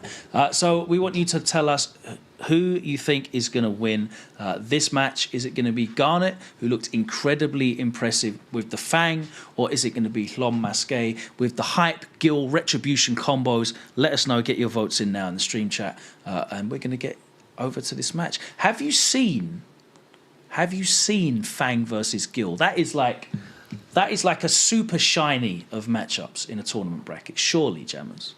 Yeah, it is, because we usually associate that more so, I think, with Fang than we do with Gil, because obviously, you know, Broski tried him for a little while, Bolt Strike did, Nemo still plays him on the odd occasion, and, you know, we have guys in the States doing that as well. Same with Fang, but more so when you see these characters combined, as Logan was saying, is like, we seldom see or probably don't see it at all. But since I do browse around CFN a fair bit, again, it's one of those matches I've seen once or twice, just passing by, and I know it's going to be a bit difficult for Gil in the neutral to kind of circumvent, you know, the poisonous shop, I would like to say, regarding Fang. I know he's got an armored move, but he's got to be very careful because it is not as fast as, say, Mika's EX Shooting Peaches' 5-frame start. You know, the lariat is longer than 10 frames or slower than 10 frames, so it might be hard to punch through certain things there. And again, how often are you going to be blocking? Probably the one big thing Fang would have to be wary of is the parry, because again, if you get too comfortable going for your relentless pressure, it might flip the switch and then you might lose 40% through a retribution combo. Exactly. The reward is sensational. I have to say, the reward for that parry, especially in this matchup as well, because anything that gives you damage and takes the purple stuff off you and puts Fang on the floor with Oki, that's like a triple whammy of W's in that situation. So there's a great risk reward for the parry in a lot of these strings. There's definitely big gaps in a lot of Fang stuff as well if he starts pressing the lights. So we'll see. We'll see whether the parry comes out or if Masque is going to play a more reserved game by this time. He literally tried to parry right there and he got thrown out. The answer is no. Yeah, straight away. Oh, man. Let's see how it goes. Yeah, I mean, it looks like it's going to be an uphill battle for Gil when he has no meter, but then we have to see how it changes when he activates his V-Trigger, as he's done now with Primal Fire, and when he has that one bar. Oh, nice Volcanic Storm anti-air. Good stuff. No punish on the V-Shift, though. Right. Oh, nice. Cancels out the Nishikyu mid-air, and it cancels out the trap as well. So he is doing a great job of mitigating as he presses it one too many times and gets jumped in on, and Garnet takes a very significant life-leading first round there. Big lead in that round. Didn't really look under any sort of pressure at all, really, did he? Yeah, I think the only thing that might have scared him a little bit was the Flame Javelin, because it's one of the best anti-projectile tools in the game, in my personal opinion. But again, it didn't convert into anything, so he looked completely fine, completely safe. Chased him down. Good stuff. It's that throw break. Goes for the jump again. I think he's jumping a bit too far, Masque there. The jump is not threatening enough, and he gets the juggle from the jump, medium punch, but nothing to convert into, I'm afraid. Ooh, oh, wow. Retribution. Oh, the shimmy. That +3 light kick is so good as a tool there. Yeah, I mean, we're talking about this before, similar with Gil and Seth, right? Oh, that was nice. Yo. Lovely round. That was actually a really good round for Masque there, Logan. Backs off, does the... Yeah, like the corner pressure. Even though he put himself in the corner, oh, 2 parries wasn't enough. He needed a couple more. Walks out. Yeah, I was going to say, even though he put himself in the corner, he was able to still close it out really convincingly with that cross-up light kick. Yeah, okay, he doesn't get hit by the cryokinesis this time round, Garnet, and he's going to try an anti-air, but he tried to jump back. Oh my god, what side was he on? Yeah, that flight move at particular range is so awkward for a lot of characters to deal with. Closes the gap with the cryo lariat. Oh, wow, he was able to recover. Nice. That Flame Javelin is a big threat to Garnet now, but he's trying to close the gap. Yeah, just backs off. Another Flame Javelin, one more to work with here. I think he should take it, make a precise opportunity. He gets it. Oh, he's going to get in behind that, but nice. He uses the dash underneath. Nice anti-air. Oh my days. Oh, he doesn't get a second hit. Do you know what? That looks so awkward to convert from. I actually, like, kudos for trying to do that, but that looked incredibly awkward to deal with. Masque needs to remind himself that Fang's normals hit twice. Yeah. He parries that to build his V-meter, but he got hit by the Nishikyu. Close the gap again. Don't get hit. Oh, he's going to get hit. That might be dead. Oh, come on. Surely. Overhead. Oh, the overhead. He wasn't ready. Damn, that was crazy. It was looking kind of bleak from the start, but Logan, as he got more and more resources for the anti-projectile tools, he felt super comfortable. Masque showing us that matchup knowledge there. And again, Flame Javelin paying huge dividends there for him. Yeah, I mean, there was certainly a lot of scrambles in that first match. I have to say that V-trigger looks like a really good answer to Fang full screen. He can't really do much at all. Put out the cryokinesis and it's getting rid of the trap. He throws out the Flame Javelin. It's getting rid of the Nishikyu. And there's just not a lot of poison building up here on Masque. He needs to make the most of these conversions, though. There he does. Off of that crouch fierce. When he hits that crouch fierce, he really needs to make the most of it. Lovely coward crouch into the double kicks, though. Goes underneath the quarrel kick. All right, there we go. Going to get the poison orbs once again. Try and set up shot, but Masque's got V-trigger once again. I think he's waiting for that opportune moment. He got, like he did in the previous round, raw activation. Unfortunate. Good jump in. You have to be reversal out there, and it gets a trade combo, no lariat, and that you could have interrupted there, probably with a V break. Oh, nice. Okay. Just completely nullified the approach, and again, blowing through that trap. However, that didn't put Garnet off, and he is able to close it out. Well, the thing is, even if your opponent's got the tools to kind of counter your go-to tool set, right? You can't just completely stop and try and change your game plan like as hard as possible, right? Sometimes you got to be a little bit stubborn and continue with it, because there's not much Fang can do outside of that, and he's not playing from up close either with the normals, so he's got to do something. Oh, he tried to plow through the Sautongo with his lariat, but it's a two-hitting move. As Logan said, he needs to remind himself, Fang has got a multitude of two-hitting moves, so... Oh, wow, just beats the crouch. Oh, beats that anti-air clean. Just makes it over the cryokinesis ball. I know. Flame Javelin, that was too far. That was way too far. Hella recovery on that. Minus. Only needs one more hit. And now that V-trigger's gone, it's going to be very difficult here for Masque to bring it back. He's not got enough resources. Hold on a minute, Logan. You might have spoken too soon. Don't try and grab him. Okay. Well, I had my foot in that situation, but they went for the grab, got teched. He presses that button to close it out there. What a piece between Garnet and Masque. You know, I'm actually really enjoying this, and I'm learning a fair bit that I need to go off and go to the lab and sort out. I have to say as well, by the way, shout out to Mortzy, because after the other day, I did load up training mode in my hotel room and check a bunch of stuff about Fang. So I know more now. I know more. It did work. Yeah, and I feel like since then, I've seen Fangs in every single top 8 that I've commentated. I had HNK in Brazil the other day. I had Mono in Central America. We've got Garnet here. There's just Fangs everywhere. Fangs and Dulcims all over the place. I can't avoid them. Wow, that was so low to the ground. That was ridiculous. And he's dead. Oh, what a conversion. Wait. And there was sleeves still to come as well. Yeah. Can you do it? Yeah, I think you could have. Yeah, that flight cancel was so low to the ground. Or maybe Gil's just that tall of a character. But that was crazy. All right, going into the second round of this game 3 here between these two back and forth exchanges. All right, +1. Gets the counter hit confirmed. Good stuff there from Masque. Anti-S. I don't think he's in a dangerous situation if Fang jumps him and he goes to the crouch fierce lit trades. Even if Fang does fly over him, he's got another chance to try and challenge it. Oh, no anti-air there. Oh, only the one hit. Ooh. Counter hit confirm again. Did he get a throw maybe? Alright, what do we got here? Puts out V-Trigger 1. Oh my days, but that's a punish as well.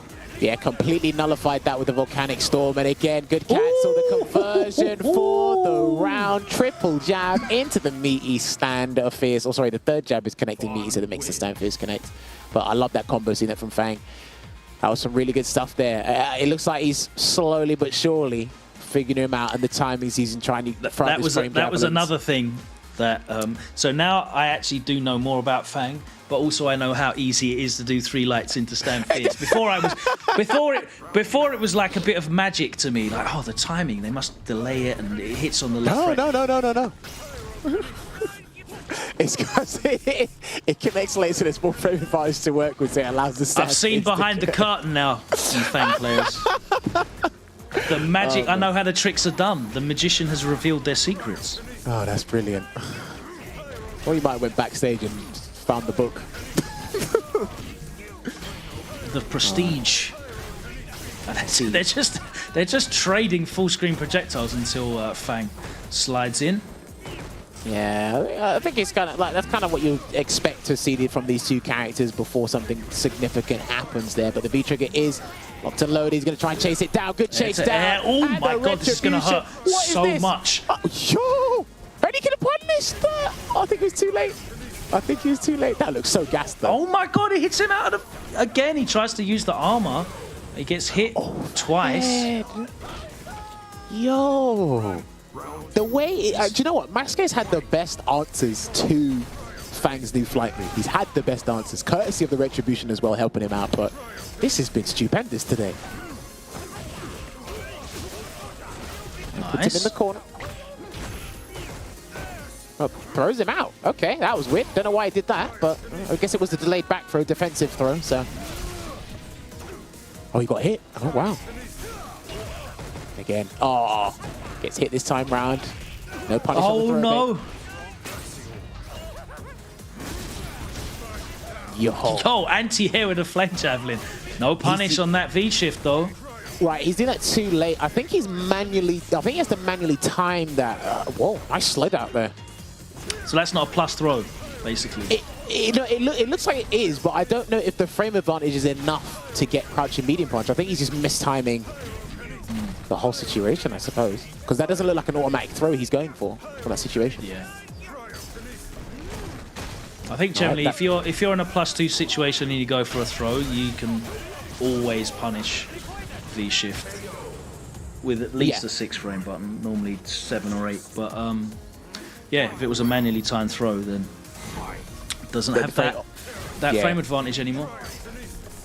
All right, this could potentially match point here for Garnet to put himself in the upper bracket finals. Double dash into the grab, good break. Oh, trade. Interesting trade. Guess that kind of benefited Garnet more, I suppose. Puts him out. He's switching between Cryo and Pyrokinesis, slides under again, gets that activation. That is +4 on block. There's the purple stuff again. That's it. And I feel like he's gone with the V-Trigger 1. Now I've seen this pan out, I think he's gone for the V-Trigger 1 because it might be too easy to make the poison dissipate if he wasn't using it. So I guess he just wants it at all times, I suppose, for a limited duration. So Yeah, finally just throws him. He's been trying to shimmy him for the last 3 or 4 sequences. Just finally realizes that he's happy to damn, take he it. almost got him. But hopefully he doesn't overextend here because he's probably one medium punch away from taking this round. And as I say that, the coward crouch connects, full conversion. Oh my god, is he actually going to bring this back and close it out? It looked like Masque was going to level it up 2-2, but now the life lead firmly with Garnet. He's got him in the corner as well. Nothing to work the flight, watch out! Oh, that's it! Drop medium! Please be careful with your fireball. Is he going to try and close out with another overhead, Logan? I don't know. V-shift, putting it out there. He's probably waiting for an offer. Oh! No, oh wow, he's not dead. Damn, I know there's little damage, but jeez, that's crazy. He's got to block. He's got to block. No! Oh. Damn, he got too comfortable in the situation. I get it. I thought he was going to be killed by the last set of Nisha Qs, but I know they actually don't do a lot of damage between the two of them. But yeah, that was pretty nuts. They're pretty tense, but a situation that he was super comfortable with throughout the entire set. It kind of was the bane to him in the closing moments there, Logan. It was, and Masque unfortunately drops down to the lower bracket. Valid. He was so close at leveling up to 2-2, so close. But I'm trying to recall like exactly what it was that caused him to just give away that life lead. I think in the end it was just some poor decision making in terms of the projectile game and maybe a lack of awareness. We saw quite a bit of lack of awareness in terms of dealing with Fung's projectiles. He tried quite a few times to use that very EX Lariat to go through some of the niche Qs, but of course they hit twice, so that don't work, sir.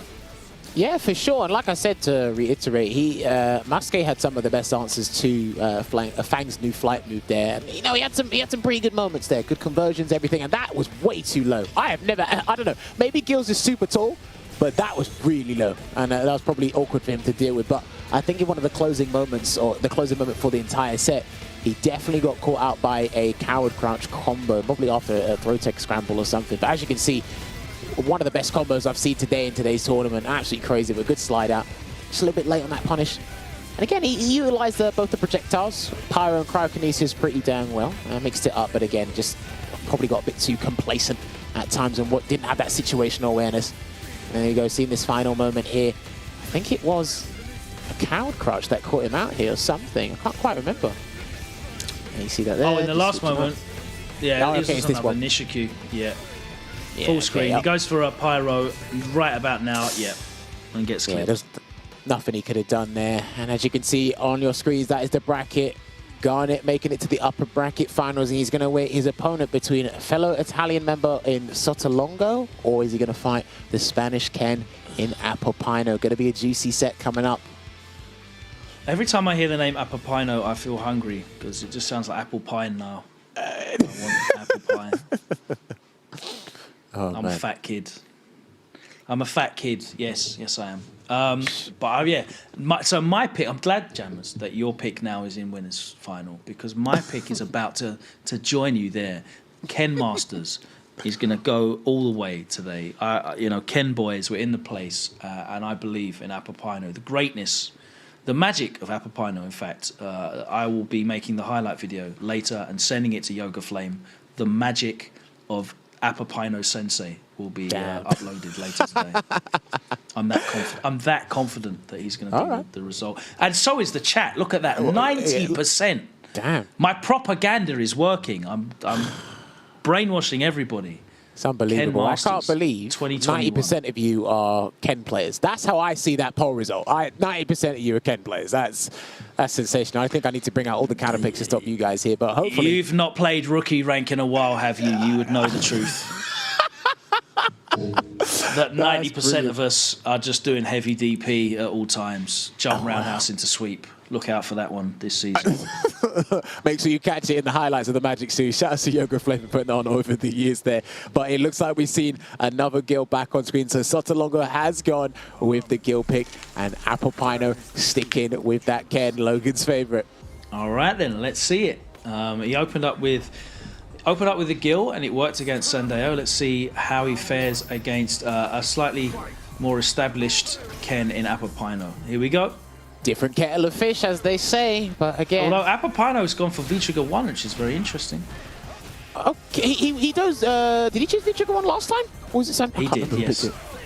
He used V-Trigger 1 and V-Skill 2, so this is like his standard loadout, but I do have to say that V-Trigger 2 is fantastic against him. Yeah, counter hit, so it's still combos. Uh-huh.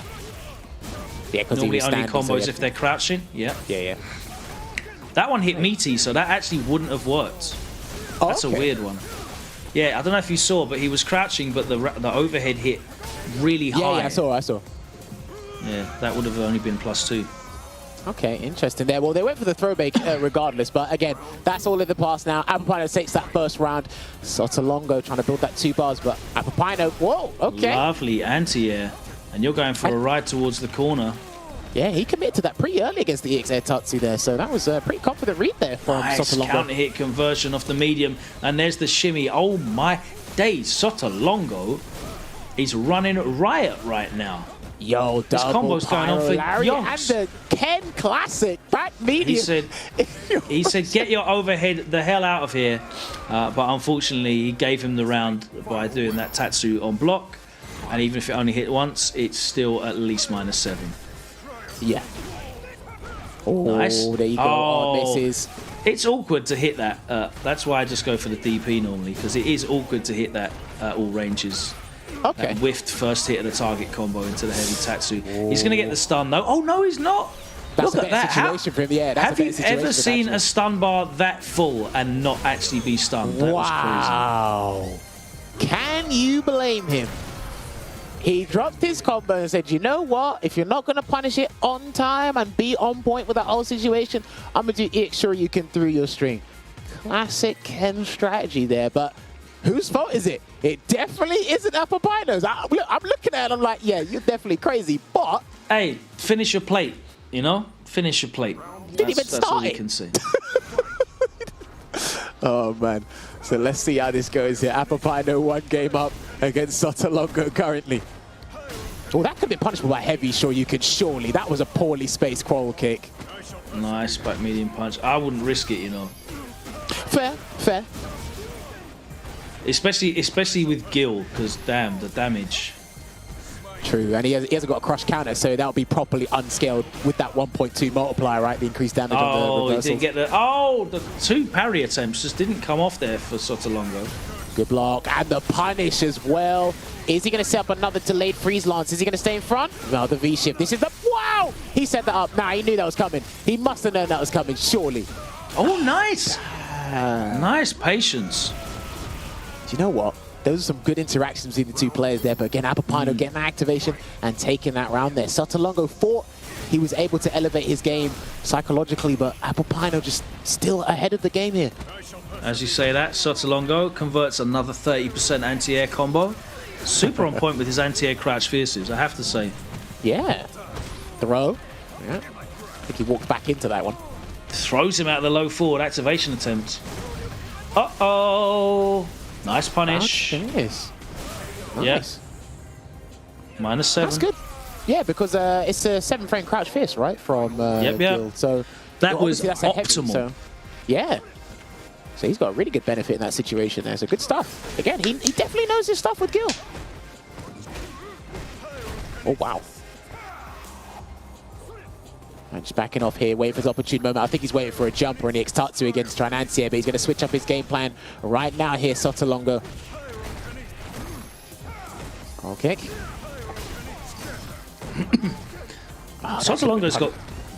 Sautongo's got good awareness of Ken's medium kick as well. He's ducking after the first hit of that on block and then pressing a button straight away. Obviously, Ken's medium kick's -2. And he can go into a target combo. Oh, you surely could have just done a combo to super. Okay. Yeah. I don't know. Shoulda, woulda, coulda at this point. If Apopaino wins this, you're going to regret this.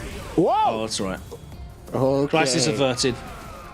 And that was a much more solid performance from Sautongo. The first round was really, really dominant. The second round, or his second round, sorry, the final round of that game, really showed a lot of his awareness situationally of some of Ken's stuff.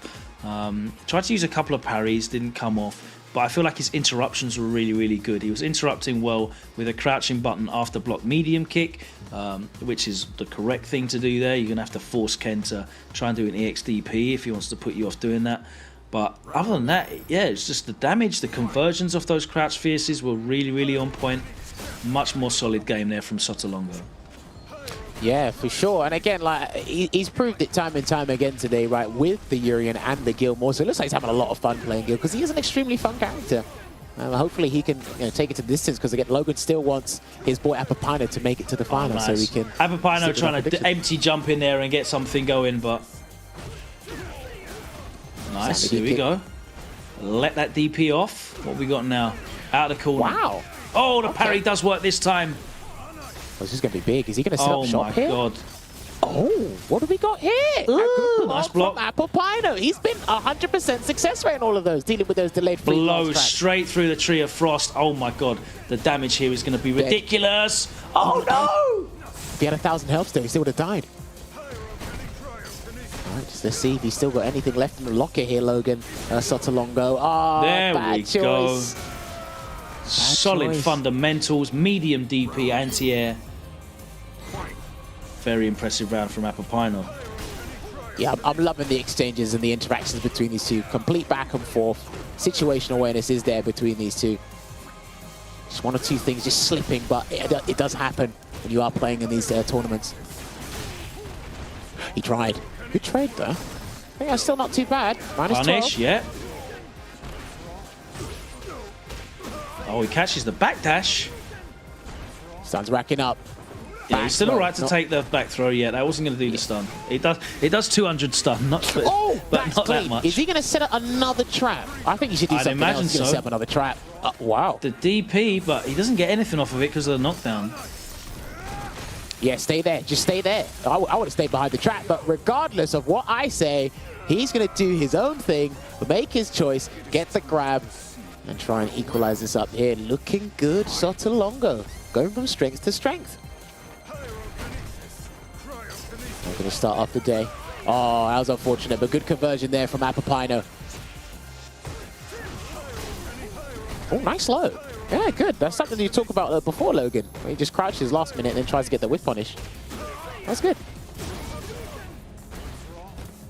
Another good conversion from that target combo. V-reversal. I think that's his first one today, Sautongo, actually. I haven't really seen much V-reversals from him. And, oh, that could have been, surely. Okay, blows through. Jab, no V-trigger. So he has to get a little bit, probably has to deflect another fireball or something. Oh no, he's dead. Going into set game now for Apopaino.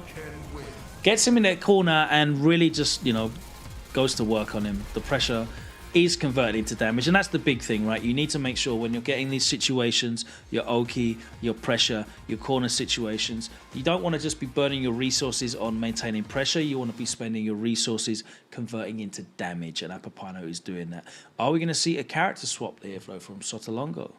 It looks like it. Again, going with the similar strategy he went with his previous opponent.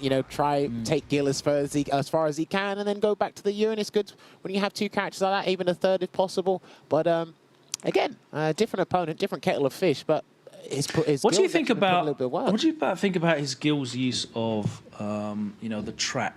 Because I feel like he was looking for resets a lot more than he was looking for damage. I think he left a lot of damage on the table, and potentially some of those resets into trap.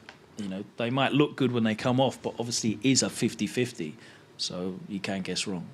Yeah, I mean, I think he had the previous season mentality, which some players do have with particular characters. So he just said, you know what, set up shot and go for the 50-50. And he probably didn't acknowledge or consider the fact that Apopaino will just V-shift out of there or successfully block and try to punish. He didn't really show the V-shift, though, did he? He was just... He done it once or twice. Yeah. But I think, look, even at one point, we saw Apopaino do wake up Shoryuken and that traded. And I was like, that's something I haven't seen, but that's how confident Apopaino felt in that situation. So if anything, that's one of the reasons why the guild players have stopped using V-Trigger 2. So if he is going to change anything, go back to V-Trigger 1 or do the complete switch and play with Urien, because either way... Well, it worked for him last time, right? That Urien definitely got the job done against Sandeo in the first round. He looked really, really confident and comfortable with that Urien. I mean, he looks comfortable and comfortable with Gil, but his decision-making was really clearly polished with Urien. So I think Urien might be coming out to play this time round. We'll find out, though. Yeah, for sure. And as Logan called it, he is. Yeah, it's literally deja vu all over again. He's gone with the V-Skill 2 Indignant Thunder, along with V-Trigger 1 going up against Apopaino.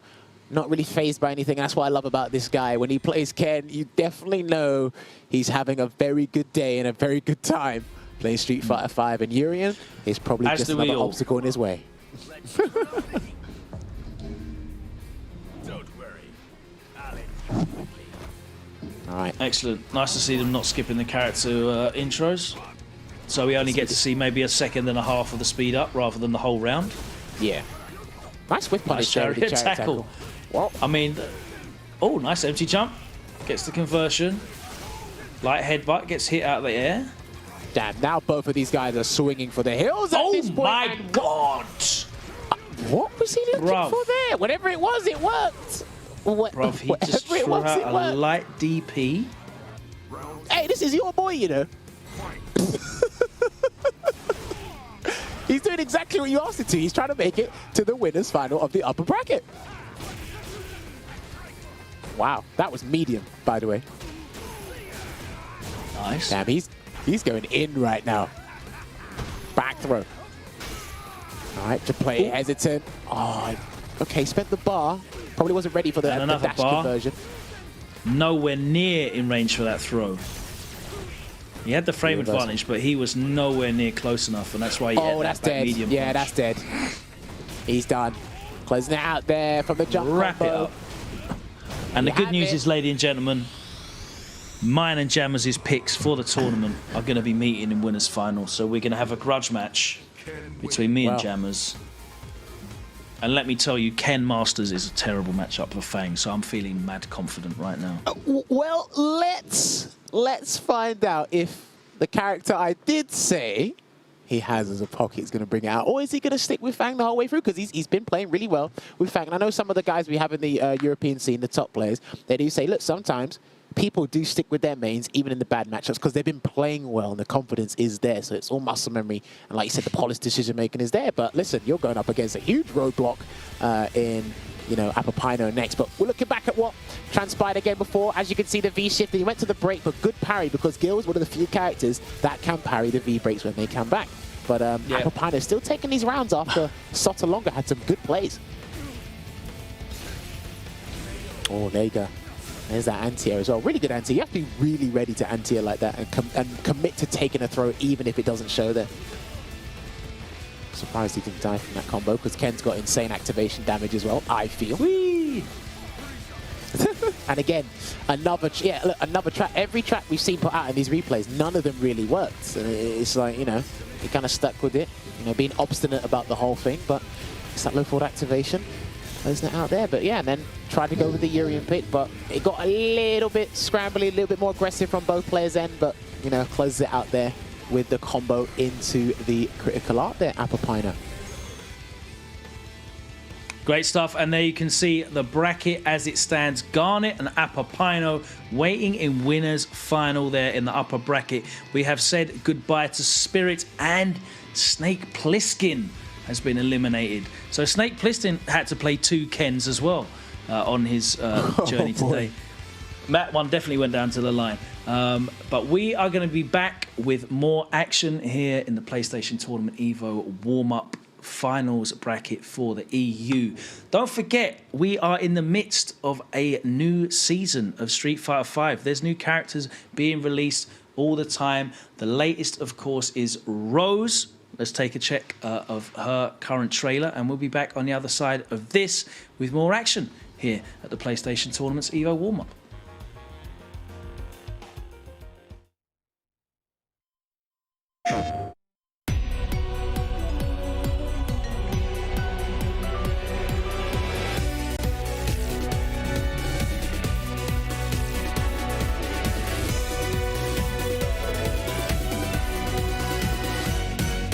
You shouldn't only admire my work, but also concentrate a little more on your lessons, Manak.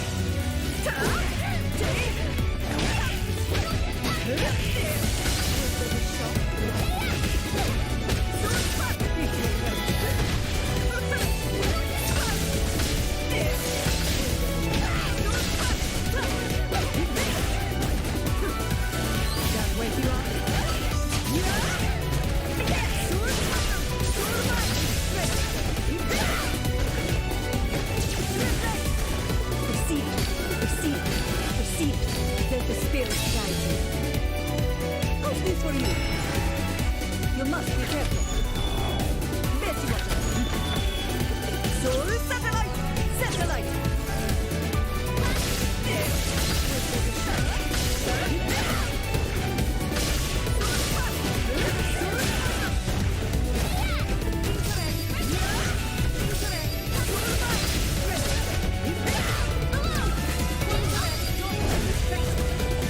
What's the meaning of fate? You shall know.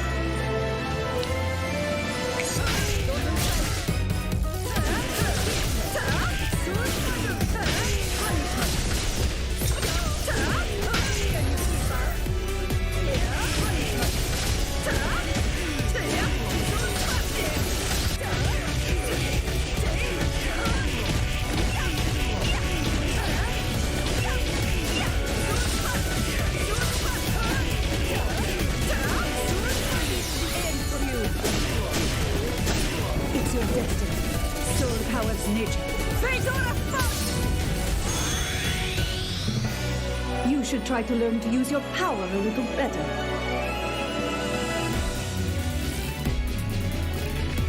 My crystal ball says patience is a virtue that is handsomely rewarded. Rose has returned to Street Fighter V on PlayStation 4.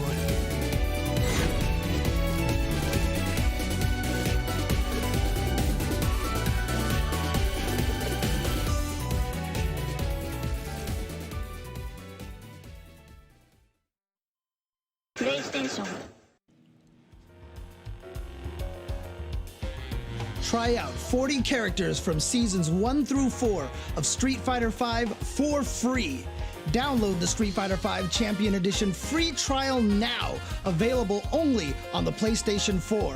And if you like what you play, the original Street Fighter V Champion Edition and the upgrade kit are also currently on sale as a part of the PS4 mid-year deals sale.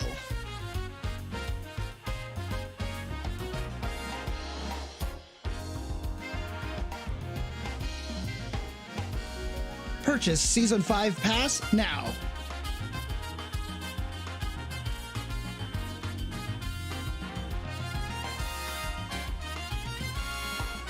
Available for purchase.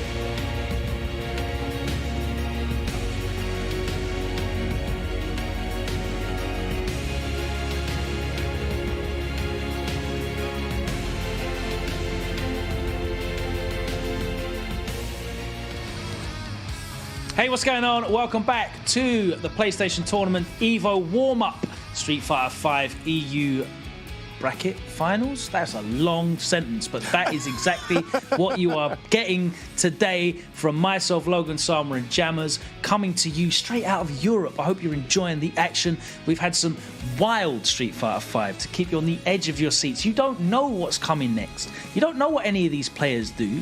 You don't know them. You don't know their story. You don't know what they've been through to do those wake-up EXDPs. You've no idea. You know they we're going to find out. Just there. You don't know when you're going to see these mid-screen heavy DPs from Ken, because it's a poke now. It goes half screen. It's legit. It's like minus 57 on block, but it's still a poke. And we're going to be poking our way into winners finals now, because Apopaino is going to put Garnet down. Jammers, what do you have to say about that? Well, if we're going off the, their primary character, the statistics here of Ken versus Fang, I could definitely agree with that. And the way Apopaino has been playing with much more bravado, much more confidence than I feel Garnet has, because I know these guys have a little bit of trouble. They've actually had a similar run. 3-0 in the first game, 3-1 in the semi-finals, and now they're in the upper final. But somebody has to lose and go down to the lowest bracket. It's going to be Garnet. Here, so. It's going to be your guy, Garnet. Well, I mean, you've been spreading false propaganda all day, and you had 90% of these people Madrid backing you. Right now. That's what I'm screaming. I'm screaming Hala Madrid. I'm screaming Ken Masters Zaibatsu to the world. Heavy DP all day. That's what I'm saying. What's your guy got to say about that? I'm hoping he brings out this character I've been trying to speak up about for a fair bit. I don't know. He might stick with the venomous #2 in the Shadaloo basis Fang. But you look like a man who knows a lot about Pokemon. What wins out fire type out of poison type? Well, Chat, can you let me know? Fire has the bigger damage output. Poison will just, not so much a death by 1,000 cuts, but they'll inflict a toxic move to poison you for a couple of turns. And then they'll do moves like Poison Needle, Poison Tail. I can't even remember half these moves. They might do a move called Sludge. Or is that only regarding Muck? No, I can't remember. You're going way too deep. I know. Open Pandora's box. Don't ever ask me about Pokemon. I haven't played it in a while, but don't ever ask me about Pokemon. And I'm warning people who watch this as well. We don't want to have this Pokemon conversation, please. I knew you looked like a man that knew about Pokemon, and how right I was. It's brilliant. I've been playing it for most of my childhood, so come on now. Yeah, when Pokemon came out, I was going out with girls. That's how old I am. So that tells you a lot about him. But I'll tell you what also we do know. It will be Fang going up against Ken Masters. Logan is extremely excited for this, and he might get his wish. The propaganda's been spread. Will the results back that up? We'll see. Somebody has to lose in this match in the upper final here. Let's get straight into it, ladies and gentlemen. 2 minutes. I'll finish you in They're going to let the intros pan out. Yeah, they're going to let them rock, I believe. And I hope... I didn't see the V-Trigger 2. I hope he's picked it, Apopaino. No. Okay. Neither of them have picked V-Trigger 2. And V-Trigger 2 is excellent in this matchup for Ken as well. But we'll see. Yeah, I mean, again, he stayed with his, his V-Skill 2, V-Trigger 1 loadout here. Apopaino, but again, that might make things a little bit easier for Garnet, but right now it's not looking too good. You hate to see the punish dropped like that. You hate to see it, Jammers. Dash is under. Again, we've got all that real estate to work with the mid-screen, and again, with that V-Skill. I think heavy DP reaches light cloud on block. It goes so far. It is like -8, -9. So yeah, I'm pretty sure it's a guaranteed punish. does. Like, I don't think Fang can ever actually cancel into trap against Ken. Because he can either DP through it, because it's a gap, or he gets a punish on it on block. Wow, now that was sick. Not going to activate V-Trigger for this, though. And he tried there. He actually tried there. Yeah. Shit, oh, my days. Right, he needs to just activate here some way. Oh, wow, that was fortunate. He tried to crowd crouch. Oh, and he's going to get the throw. Yeah, so that didn't crush count. And I can't remember the frame data on that on a regular hit. But Garnet knows, and that's why for the regular grab there. I think Apopaino was actually expecting like a link to happen after that, Logan. I mean, he just got surprised that he was caught in the headlights by that, to be honest with you. It's only +1 on hit, so there's nothing he can really do. You're used to seeing them cancel into stuff. There we go, applying that pressure, putting out the V skill. Just building up that Grey and that Poison. But again, right now it's Apopaino with the life lead, but it is slowly depleting. That's what Fang does. Slowly diminishes your health. They're just waiting again, trying to get another jump in because he had, wow. Was that like TP? Shout out to everyone in the chat who's still debating fire versus poison type Pokemon. See, look what you Please started. make sure you go and follow Jammers on Twitter, and he will definitely bless you with the information there. At HD Jammers with a Z. It's been a while since I've played a Pokemon game, so don't take my word for it. But he's gonna close it out. I like that. What I really liked about that, the awareness to just wait a minute, because he did the anti-air DP. The activation causes you to run forward. He ran underneath. He had to wait a split second just so that he could get the DP out, and it would have hit rather than whiff and fly off into the sky and cost him the round. So really nice awareness for Apopaino there to close out that round. We're one apiece. Sure. It seems quite evenly matched at the moment. I still think Garnet's being a little bit passive, but I can understand why because of how this matchup goes on paper from what you've been telling me. Oh, Thunder Kick, and he gets it. There we go. Slips out. Went for it again. Yeah, he slipped out, surely. He had to. Took the risk. That was a very big risk there from Apopaino. I think he's going to do another one. I actually think he's going to do another one. No! He waited. Pressure being applied. He's got that super. I think he wants a big combo into that super to end this game, Logan. Slips. Gets Kit. Oh! Get conversion there. Activates V-trigger. Next hit might do it. Good backdash. Just backdashes out of the string. Yeah, that was really nice. Yeah. Not many people do that, actually, because I know... Backdashing against Ken is really effective because he doesn't have a lot of stuff that's like 2-frame tight. A lot of it just beats 3 frames. Okay. No whiff punish. Oh, he just let it off! Wow. Wow, I told you you have no idea what's coming. You don't know this man. You don't know his story. You don't know what he's seen. You don't know the things he's seen on block. You don't know. You've got no idea what's coming. It was a CA. My guy Apopaino taking the first game. That's how we do it.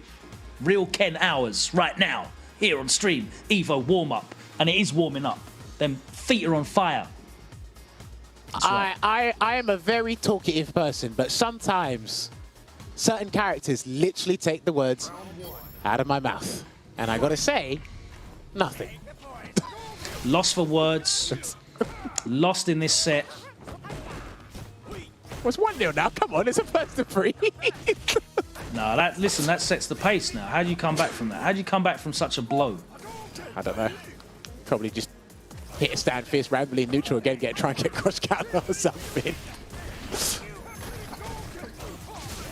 All right, gets the punish there with the little Sautongo. Closes the gap and gets that meaty crouching medium kick. Goes in full screen. Interesting attempt to close the gap there, I respect it. He's never afraid, when he gets like sent full screen, he's never afraid to try and close the gap as soon as possible, Apopaino. That's one of the things I do respect about his gameplay. There you go. Actually using Ken's tools in this matchup, which are ridiculously good against Fang. Oh my days, just the raw Tatsu catches him.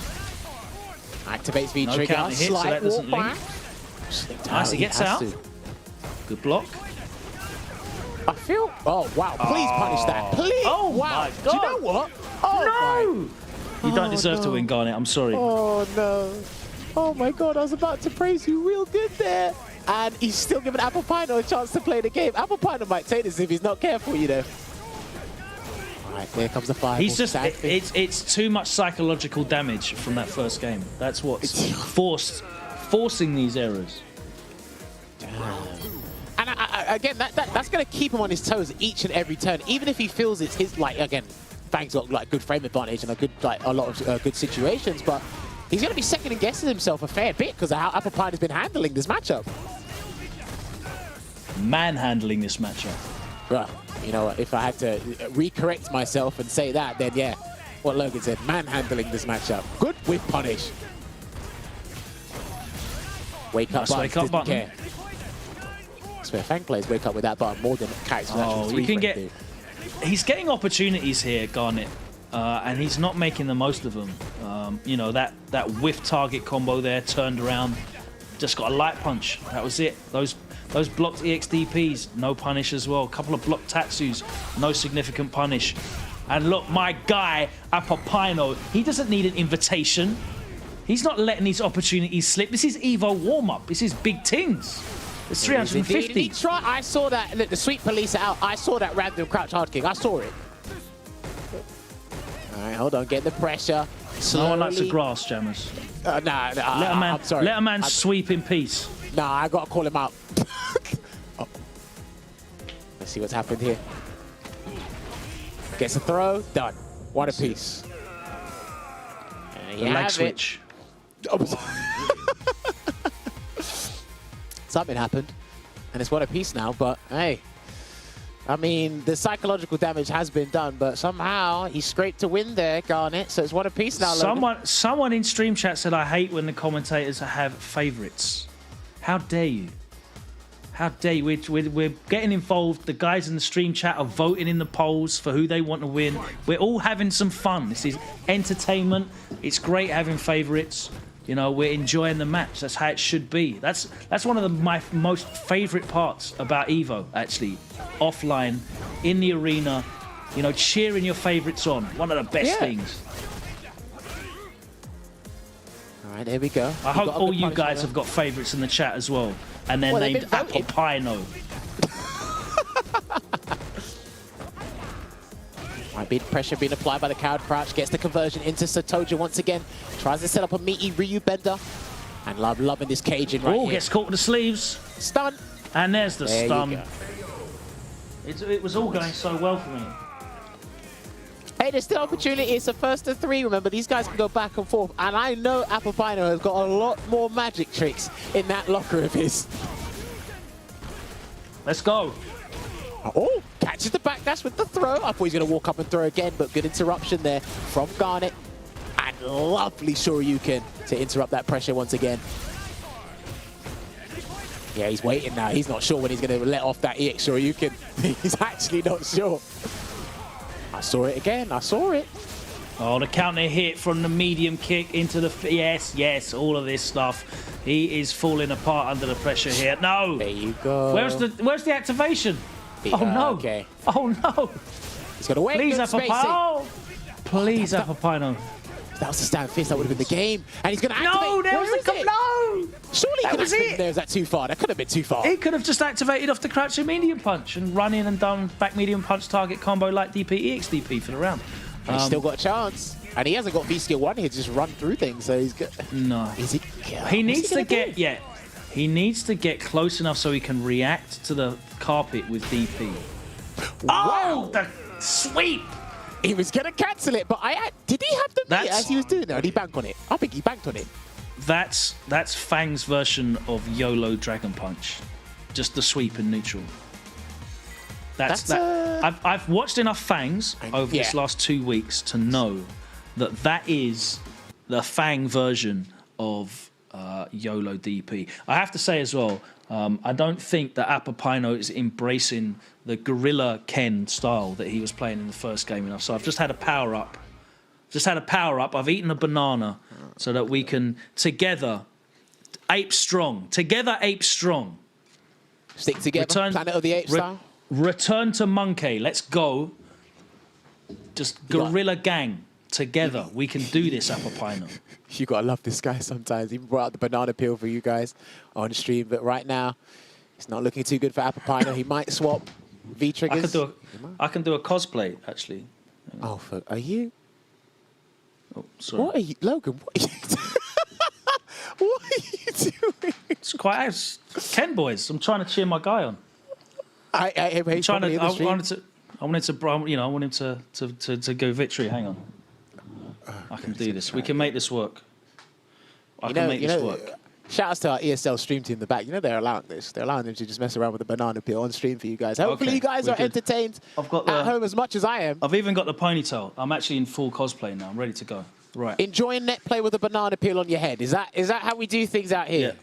Absolutely. I mean, if people, make sure you follow Logan at WSL Logan on Twitter. And if you want to take a picture of your Enjoy Net Play shirt or equivalent with a banana peel on your head, I mean, it's free. You didn't pay anything. I'm here for it. Cosplay costs a lot of money. That was free. I mean, I hope no one's going to go in their trash can and pull out a banana peel piece quickly and put it back in, but he hasn't changed anything, Logan. Of course, he wouldn't need to. He wouldn't need to. He needed to center himself, find his zen. Put a banana peel on his head? And just remember that he is a gorilla, a big silverback. A big silverback gorilla. Okay. Just go in, go in. This is amazing. This is amazing.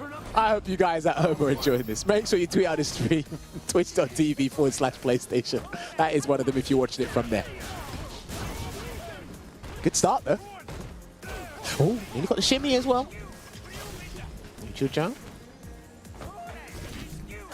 Interesting. Again, I think, like Logan said before, going to get that punish. Yes. Yeah, I think he needs bully to him in the corner. I think he needs to go a little bit closer so you can get the heavy Shoryuken consistently. That's the only thing I'm like seeing right now, outside of, you know, being aggressive and getting the combos. Oh! Yes! He got him. That's how it's done. And the back throw for the meter build. Remember, these guys are playing for prize money. There's a big difference between first and second. That's right. Nice. Like it. Oh, wow, okay. He's definitely feeling confident. Even at the deficit in the set, he's feeling much more confident I told you, I gave him the power-up. Send me your energy. All right, good block there from Apopaino. Try to go for a throw bait there, I think, Garnet. Gets hit by the Nishiku's. He's trying to set up shot. Wow. Ooh! That neutral jump is paying off dividends right now. Oh, the jab, interruption.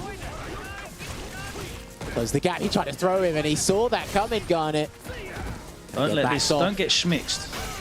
Nah, he's going to try and activate, but he walks into a cross counter stand fierce. That's low again from the flight. No activation. Okay. Still got a chance, though. Where was the activation? Oh, my God. Okay, right, okay. What are you doing?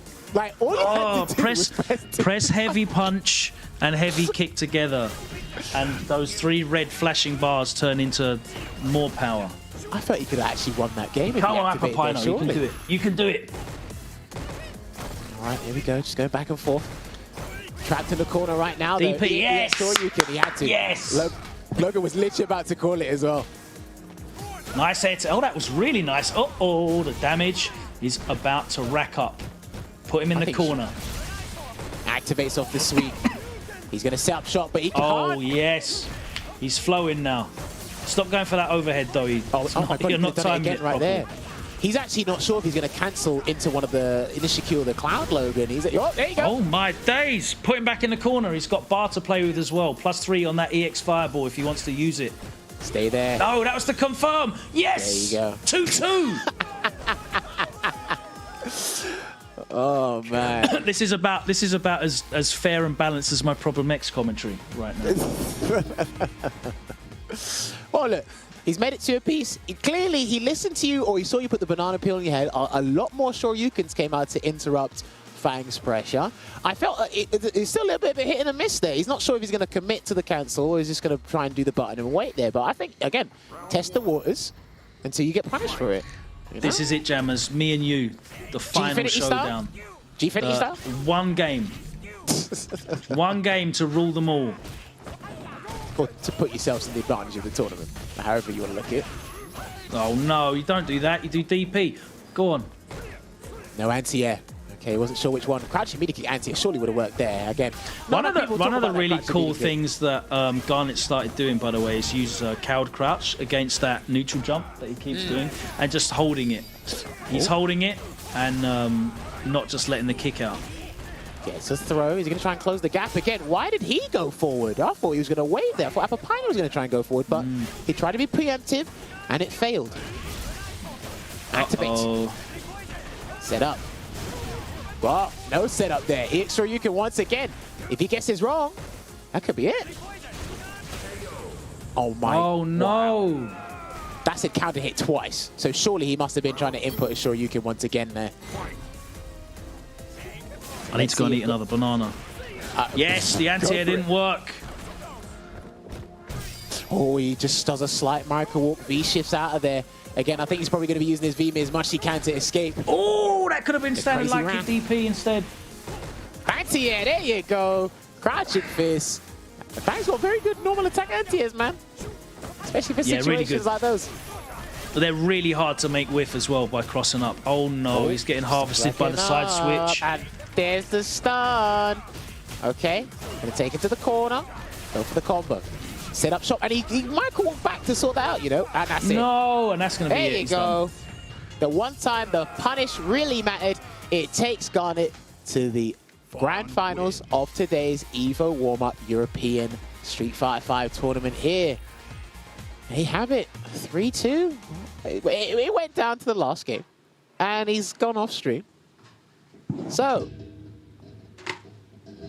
is that your analysis? Is that your post-match Dream's analysis dead. there? Just banana peel in the bin? I feel like he was very inconsistent in terms of utilising the tools that Ken has in terms of shutting Fang down, because Fang can't really pressure with the Ryu benders. And if you notice, we pointed it out as well, he was standing at a range where he can't react either. Ken can actually dash up DP every time Fang tries to do Nishikyu. And obviously he can DP on reaction to the start-up of Ryu Bender, whether it's put down within range or whether it's in a block string. So you need to be playing at that range. And other than that, that's pretty much what Ken needs to do in the matchup. Yeah, I feel even the stuff that Logan just elaborated and kind of broke down for us there, he partially done one or two things at times, but I felt a lot of the stuff that he should be doing goes against his philosophy and style of Street Fighter 5. But again, once he gets that matchup knowledge down and kind of abuses these excellent tools that Ken has for one of these matchups in particular, again, the scoreline could have been completely different. But again, let's not take anything away from Garnet. Good performance there in Garnet made the most of all of these openings that he had as well. Garnet never lost his composure at any point. Really, really impressive stuff. So now we can see exactly how the bracket looks, and it is Garnet of Italy sitting pretty in grand final in the Wizard side.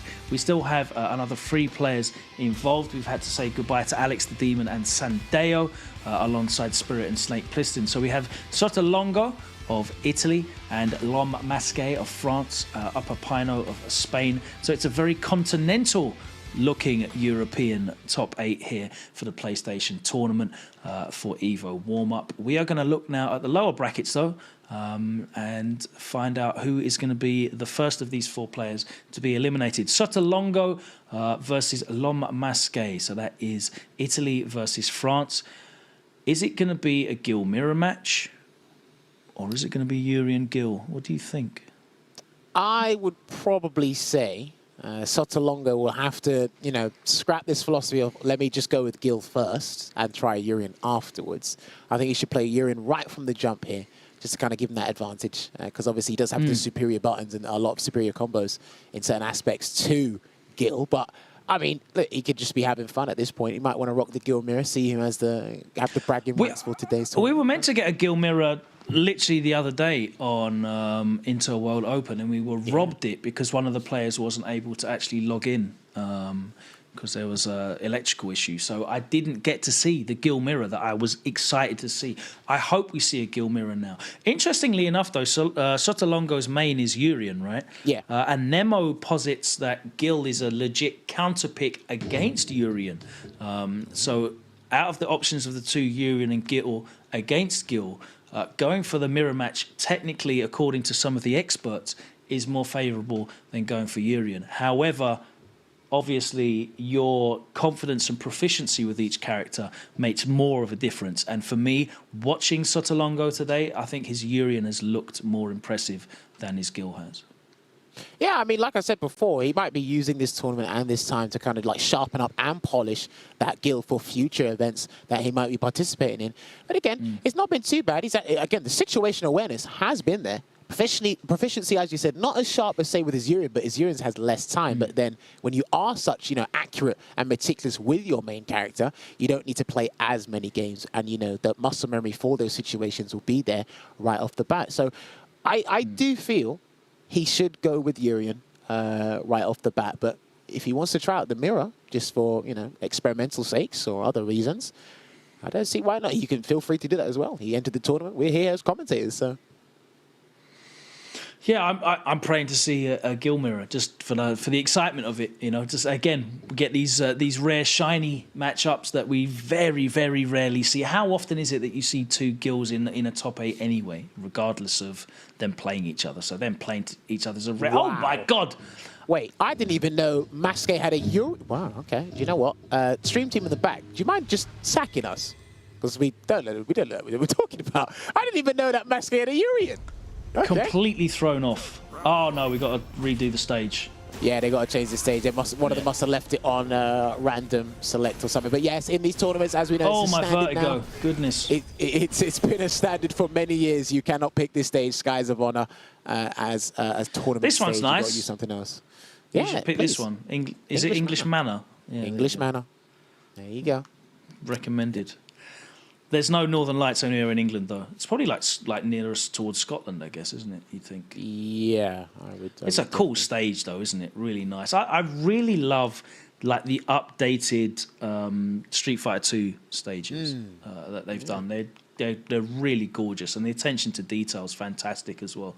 Don't forget, you can purchase all of these stages now in Street Fighter 5, which is available at a discounted rate in the summer bundles on PlayStation Store.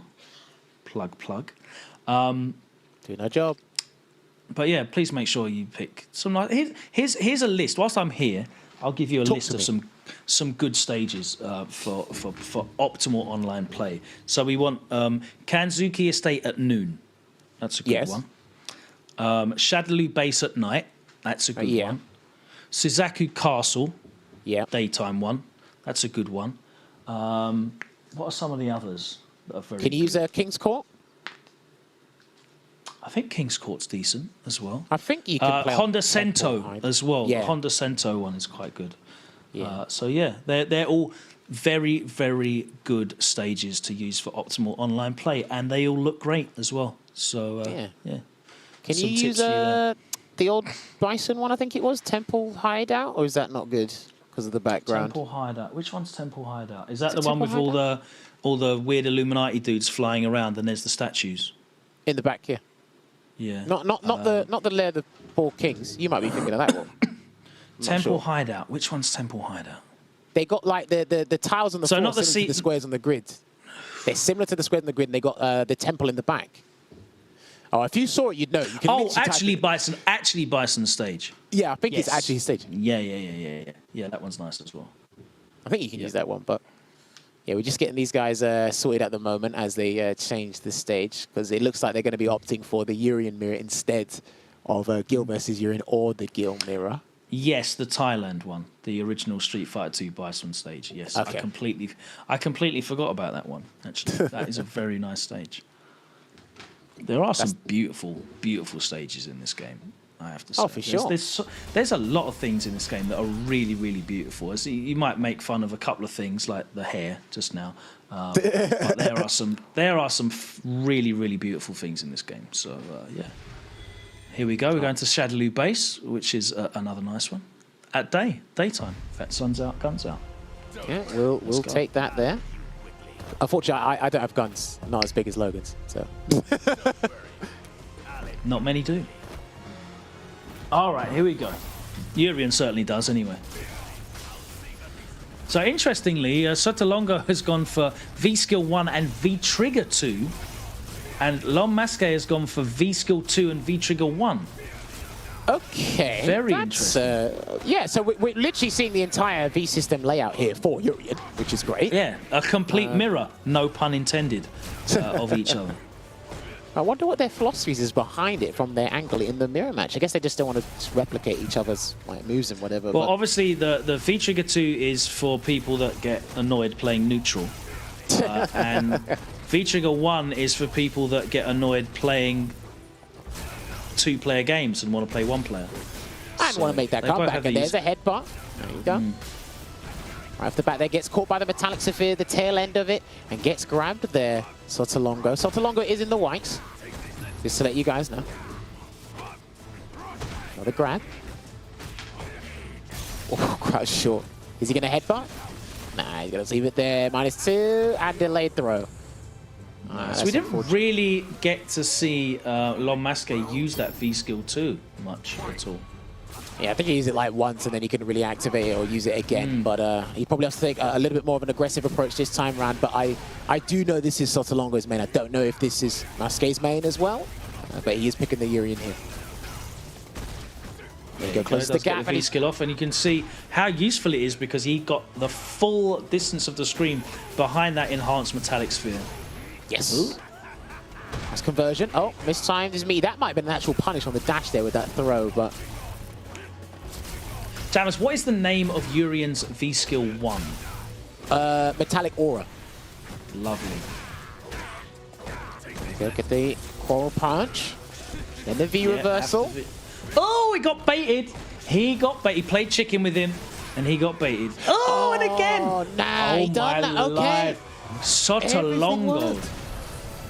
Yeah, that was crazy because before the first round he won, he set up the -2 situation. I see Faster do this a fair bit, and they do delayed throw. And sometimes you can get thrown out the corner, which is fine, but that throw killed him. This time, set it up again, and then he did EX headbutt right afterwards. No. Masque could not guess right on any occasions, and then after that next scramble, he got hit with the neutral jump hard punch to bait He his read him throw. like a book. He read him like a 3-page pamphlet you get given at the shopping centre. That's what he read him like that. Oh, man. 1-0, Sautongo. Here we go. There it goes. Again, so like he does use the amplified metallic sphere, but then after that, I think he's still a bit hesitant to try and close the gap, depending on what Sautongo is going to respond with. Oh, wow. Talk about a response. There's the counter hit, and he gets the full conversion into the crouch spheres. Throw for the... Oh, no, he even baited it out. But the late EX... Yeah, he does an instant jab this time round. Misses his tackle. So that light kick come out. Good air-to-air there from Sautongo. And lovely. Stop out. No charge, though. Yeah. I mean, he could have cancelled that EX headbutt into Mirror, right? Yeah, he should have been able to. On hit. Low forward. Oh, well, doesn't matter. Yeah. Whee!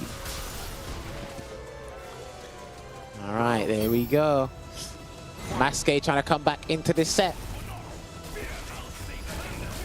Fear me indeed. Another Indignant Thunder activated, trying to close the gap there. But even so, every time he comes close, Sautongo's got an answer and will break out of pressure when need be.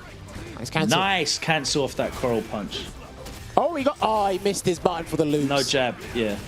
Oh, wow. Uh-oh. All right, counter hit. He's going to activate. He's going to get the stun as well. There's going to be a bit of scaling on this because of the activation. But is he going to go for a reset or just finish the combo? He's going to finish the combo. Oh, no. Throw. Headbutt. Classic. And good block. Oh, wait, that's going to mess up his combo. Oh. Oh, no.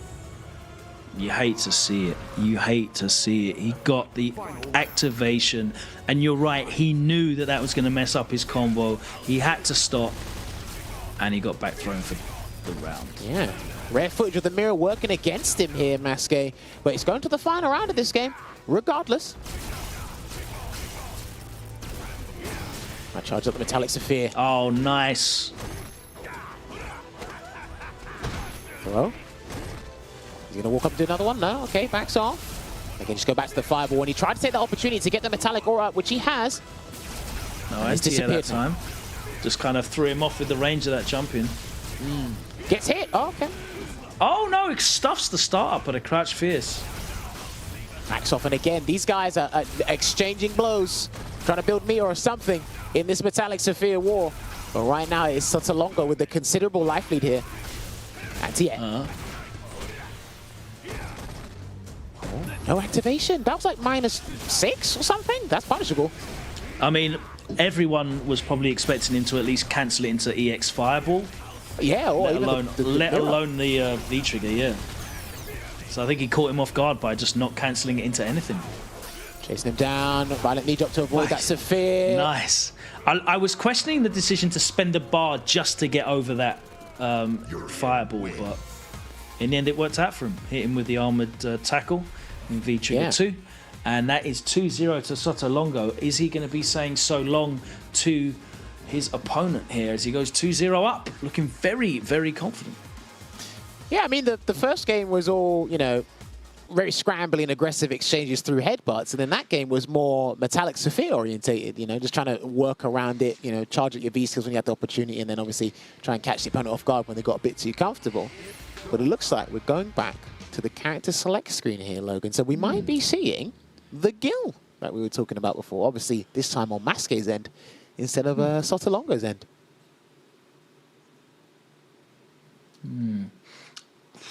I don't know, unless he's another character. I would like to see a run at it, yeah, because we haven't seen. I mean, this is a big surprise to us. We didn't know he even had a Urian, and his Gil has certainly looked the better out of the two of them that we've seen today. So I definitely agree with giving him a run, but it's going to be tough because he's 2-0 down. He's going to have to do a reverse OCV effectively and just win the 3 straight with Urian. Absolutely no room for error here at all. So I'm also interested to see if Sautongo switches back to his original V-skill and V-trigger layout as well. So that would be an interesting one as well.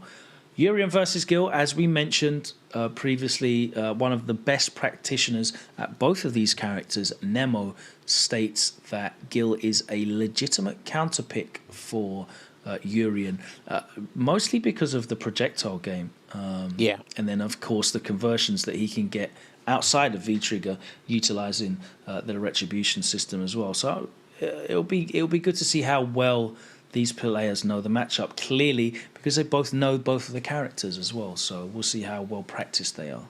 Yeah, which is pretty cool. I'm hoping that you know, Masque picks the V-Skill 2, V-Trigger 1 loadout with Gil as well. If we're going there, again, we're speaking hypotheticals here, but it is safe to assume that he's got a third character, that tertiary character, that he can whip out. But as Logan said, he is 2-0 down, and he wanted to try something out with Urian, didn't work out. So he's got Who's it going to be? Yeah, the bounce. Yeah, there we go. So, and he's kept V-Skill 1, V-Trigger 2 as well, which is interesting. Okay, so this must be something that, again, personally he must feel is good for both Urian and Gil when he faces them online or in competitive play in general. So we'll see how this one pans out. Let's see if it's going to be 3-0. Is Masque going to make the comeback? Dashes up behind the metallic sphere. The single parry from Masque gets baited out, and the crouch fierce. Chase him down. He's going to get Oki off of that cryokinesis as well, but he gets thrown for his troubles there. Dash up, stand medium punch. Classic Urian. Very effective online. Nice. Walks out of the stand light kick throw attempt, but doesn't manage to get a full conversion. All right, activates Metallic Aura. He's still burning though, but there's the time limit on that burn effect. And he's run out now.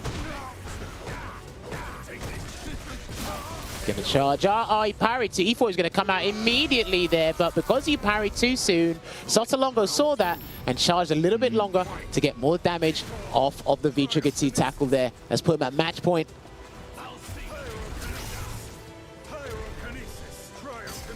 Yeah, this is certainly not a beneficial matchup in terms of projectiles for Urian. Having the parry, having access to the slow cryokinesis makes a big difference. It allows... Oh, block, lovely block. And whilst the callouts were all working for Sautongo when it was the mirror match, the callouts there certainly were not. Can't be right every time, and he paid a big price. Look at the red on the screen for holding that. Yo, and he was ready, but no cancellation. Oh my god, he might live to rue that. I'm not too sure. There's a V reversal into cryokinesis. Is he going to do delayed throw? No. Holds it down. EX headbutt? No. We all got thrown, but he can afford to take that throw. Yeah. No! Okay. Yeah, trade doesn't matter. That's fine. But yeah, that's that delayed back throw I was talking about, right? They'll do that because it's a defensive thing they do, and you'll just get out of the corner. You have all that real estate to work with because of a situation he created, so... Right, there it is. You got to be careful parrying those. Yeah, you got to be careful parrying those when he gets to be able to close the gap there. Nice, and you're seeing how well he's using these fireballs. A little bit too early with that crouch fierce. Nice buffer. Yeah, buffer checks. And look at this. He should have really gone for the Gil straight away because this is a completely different looking match between these two players. All right, parries, and he gets punished because he didn't cancel into anything afterwards. Low forward into the V-Trigger 2 activation. Dash up again. He might be stunned from this, Logan. Not quite. Oh, couldn't he have got another follow-up after that? I think he could have done EX tackle. I think he could have done EX tackle at least. Oh, nice. Oh my Really God, nice use of that. Headbutt, yeah, he tried it. He got hit. So if he blocked that headbutt probably would have that headbutt probably would have connected. But because he was hit by the cross up, yeah. Oh man, crazy. That was close though. That was actually pretty damn close. Because if that didn't work out, that was 3-0. That made a big difference. So that character switch, you could see how different that was. Masque looking like a completely different player there, and suddenly Sautongo making these Hail Mary reads, then just not coming off. Yeah, for sure. So it's 2-1.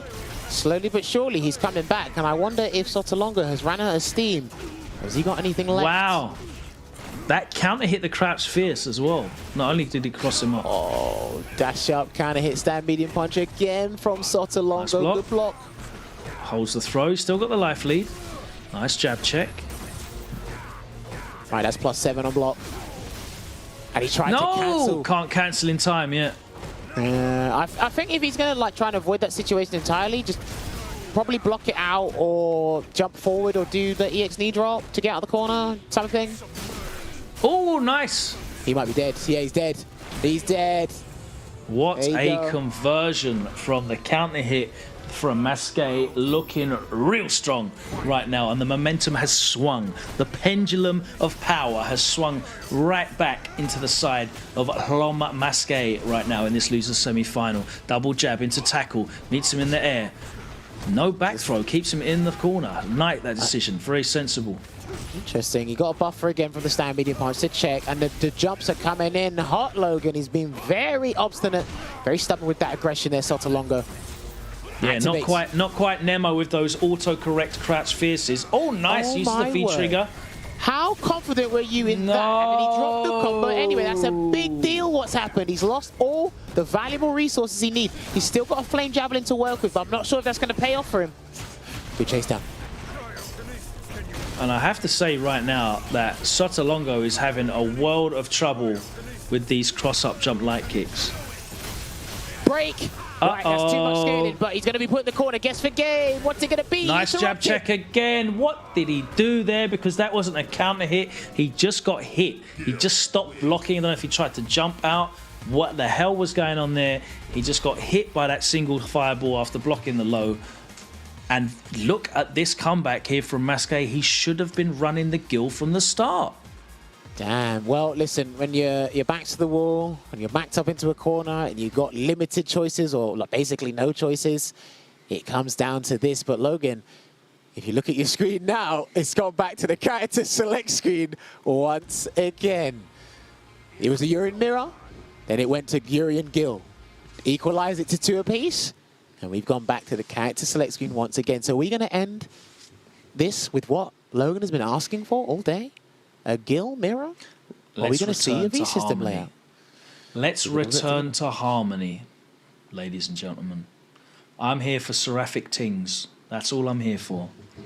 I want gill mirrors. Give me my gill mirrors. Give me what I want. I mean, Apopaino did do it for you. He did do it for you. He was getting there. Remember, whoever wins this, their reward is facing Apopaino in the lower bracket finals. So it's going to be interesting here. But again, we can sit here and theorize and be hypothetical all day. But once we see him return to the game on our screens, we're going to see what matchup we're going to be. And again, Gfinity style, for those of you who don't know, it was a game show we had for Street Fighter in the UK a couple of years back. They did a team tournament with first-to-one environment. So when we see this first-to-one, we like to say it as Gfinity style here.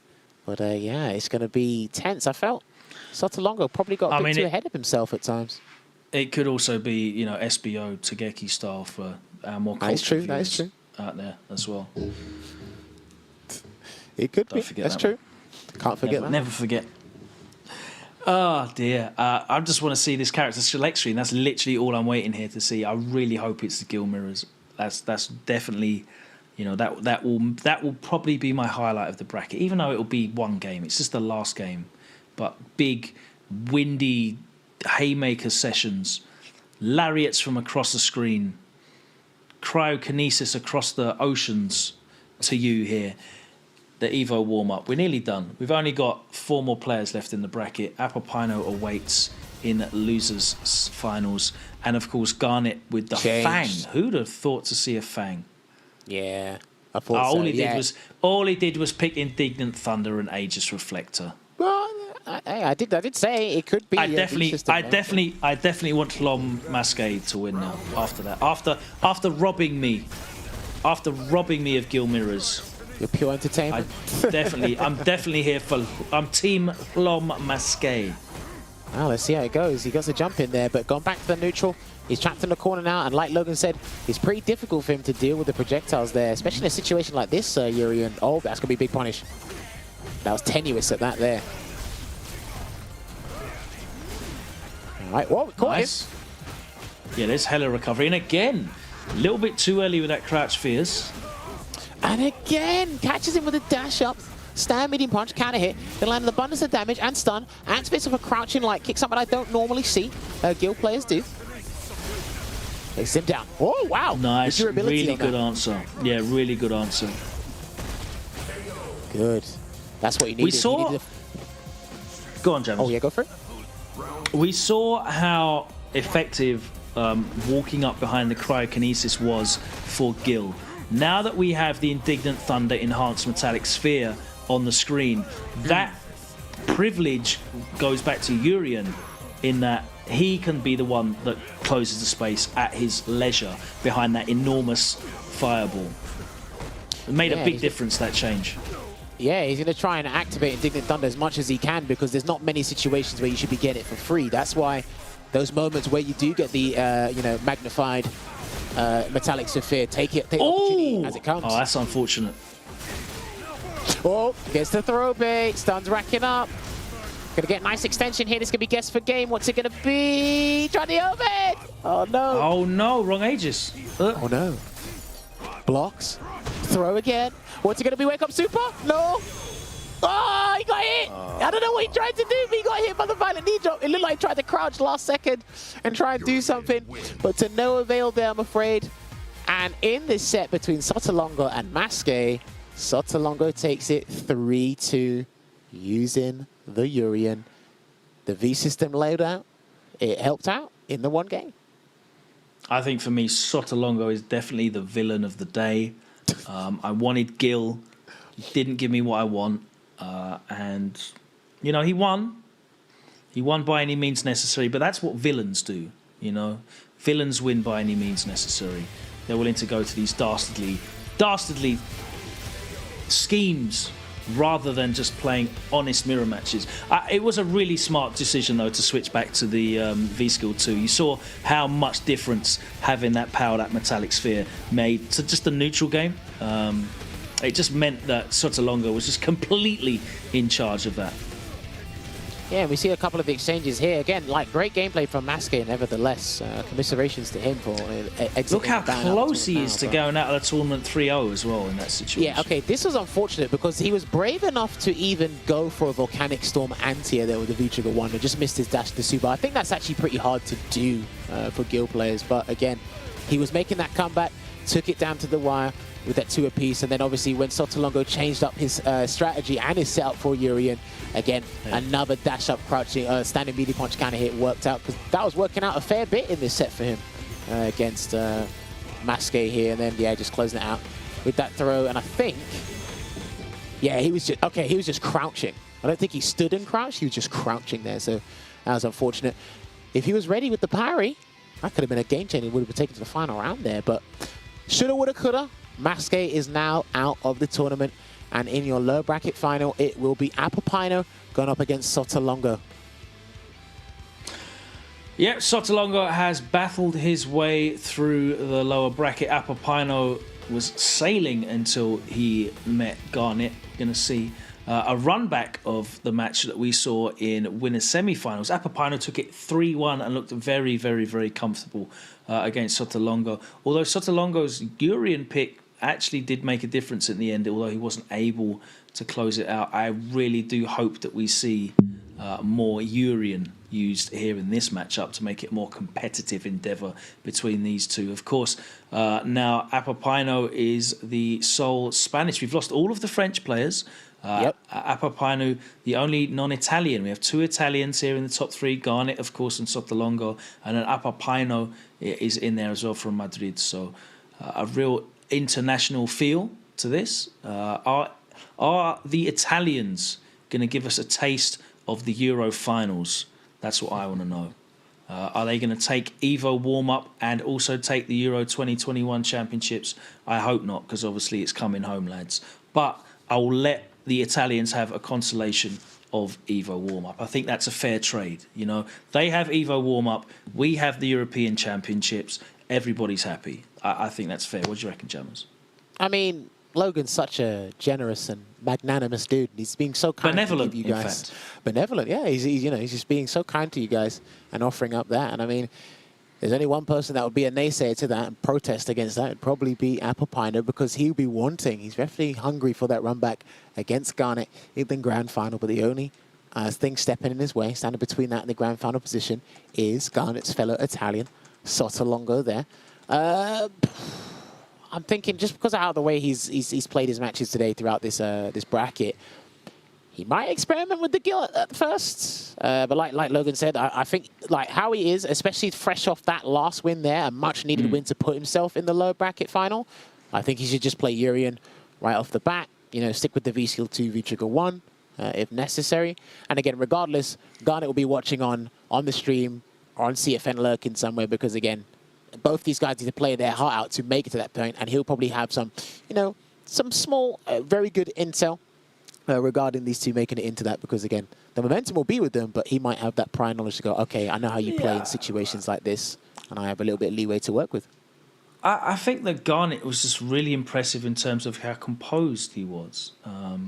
Because I was cheering on Apopaino to play like the silverback gorilla that I know he should be.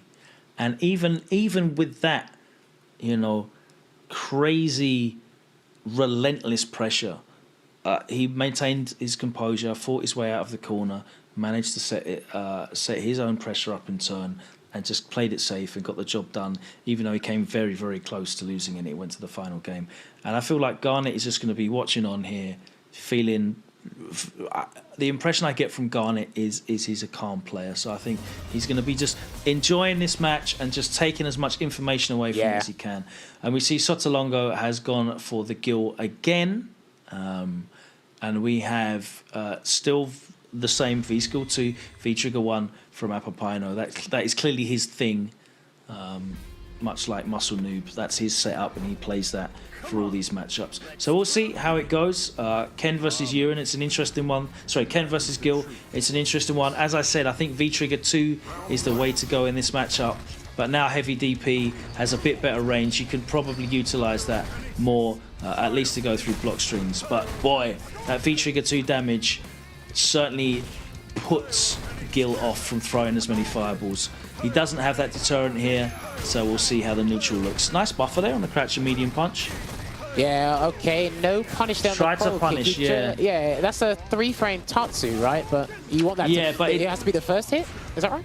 Yeah, the first frame is on the... Sorry, the first hit is on the third frame, and the pushback was too much there for it to connect, so... Oh, he gets hit by the first mix-up. Is he going to stun him? He should be able to. Oh my god, look at this V-Trigger, man. Right, now he can set up shop. Now Apopaino can't advance, but he tried to close the gap. I should have just waited till the freeze launch was done. That was a smart V-reversal, but also not a smart V-reversal, because now, yeah, he doesn't have the access to the V-Trigger for that comeback that he probably needed in that situation. Yeah, for sure. Oh, okay, blocks the tip of that EX Air Tatsu. He's going to get that conversion straight to the corner. Fierce. Blocks the overhead. -7, no punish though. Yeah, I think it was just about too tight, so he's probably 1 or 2 frames late. It's a throw bait into the punish. Now he gets the grab. He's going to walk up and grab again. Oh, delay, back medium. And he's going to close out with a perfect here. CA into the perfect. No messing around. He wants to make sure he cements his place in that run back with Garnet in the grand finals there. Yeah, that's right. Ken Master's looking real powerful when he plays like that. But he's always had that in him. You know, that they've always been Ken rounds, you know, even in the dark days of Season 3. Oh, meaty stand light kick. I think Apopaino tried to wake up with a wake up Tatsu or light DP, but it got stuffed. Catch a medium. Oh, didn't convert into the lariat, unfortunately. Wow. Oh, no. Dashes into something, gets counter hit. And he's going to the corner. Big damage and stun. Damn, that did a lot. Oh! And he got caught. That was a great knee drop. Yeah, I thought how that looked. I could be completely wrong. How that looked, it looked like he done an early throw. I know a lot of people did early throws recently. It looked like he could have blocked that in time. I could be wrong, but again, we saw the intention from Sautongo. He was going to do bait the throw with the knee drop. I just wasn't sure if Apopaino could have blocked in time because I saw an early throw come out. But good stuff from Sautongo, nevertheless. He's one game up here. Yeah, I feel like Apopaino is trying to force the issue a little bit. He's getting counter hit on the way in, and Sautongo is doing a really good job of converting those counter hits into damage and corner carry. Nice punish on the tackle though, and he gets the throw into the corner. What's it going to be? Good Nice parry. He's going to side swap here. No, he's going to go for another mix-up. What's it going to be? Same front? Good block on the overhead. And the punish as well. Not enough pushback to put him back into the freeze lance triumph. All right, that could have been interrupted as well, but he didn't want to take his chances. All right, dashes forward. Because that move is like -10, but from there, like there's so limited moves it pushes that can punish you it. It's just crazy. miles away. Yeah. Gonna apply that pressure, gets the grab, and takes that round there. He builds a fair bit of bar from that as well. Sautongo looking strong so far. All right, here we go. Again, Apopaino just thinking twice about his approach, trying to slow down. But again, in certain situations, when he knows he's too far away, he will try and scramble his way back in. Lightning quick.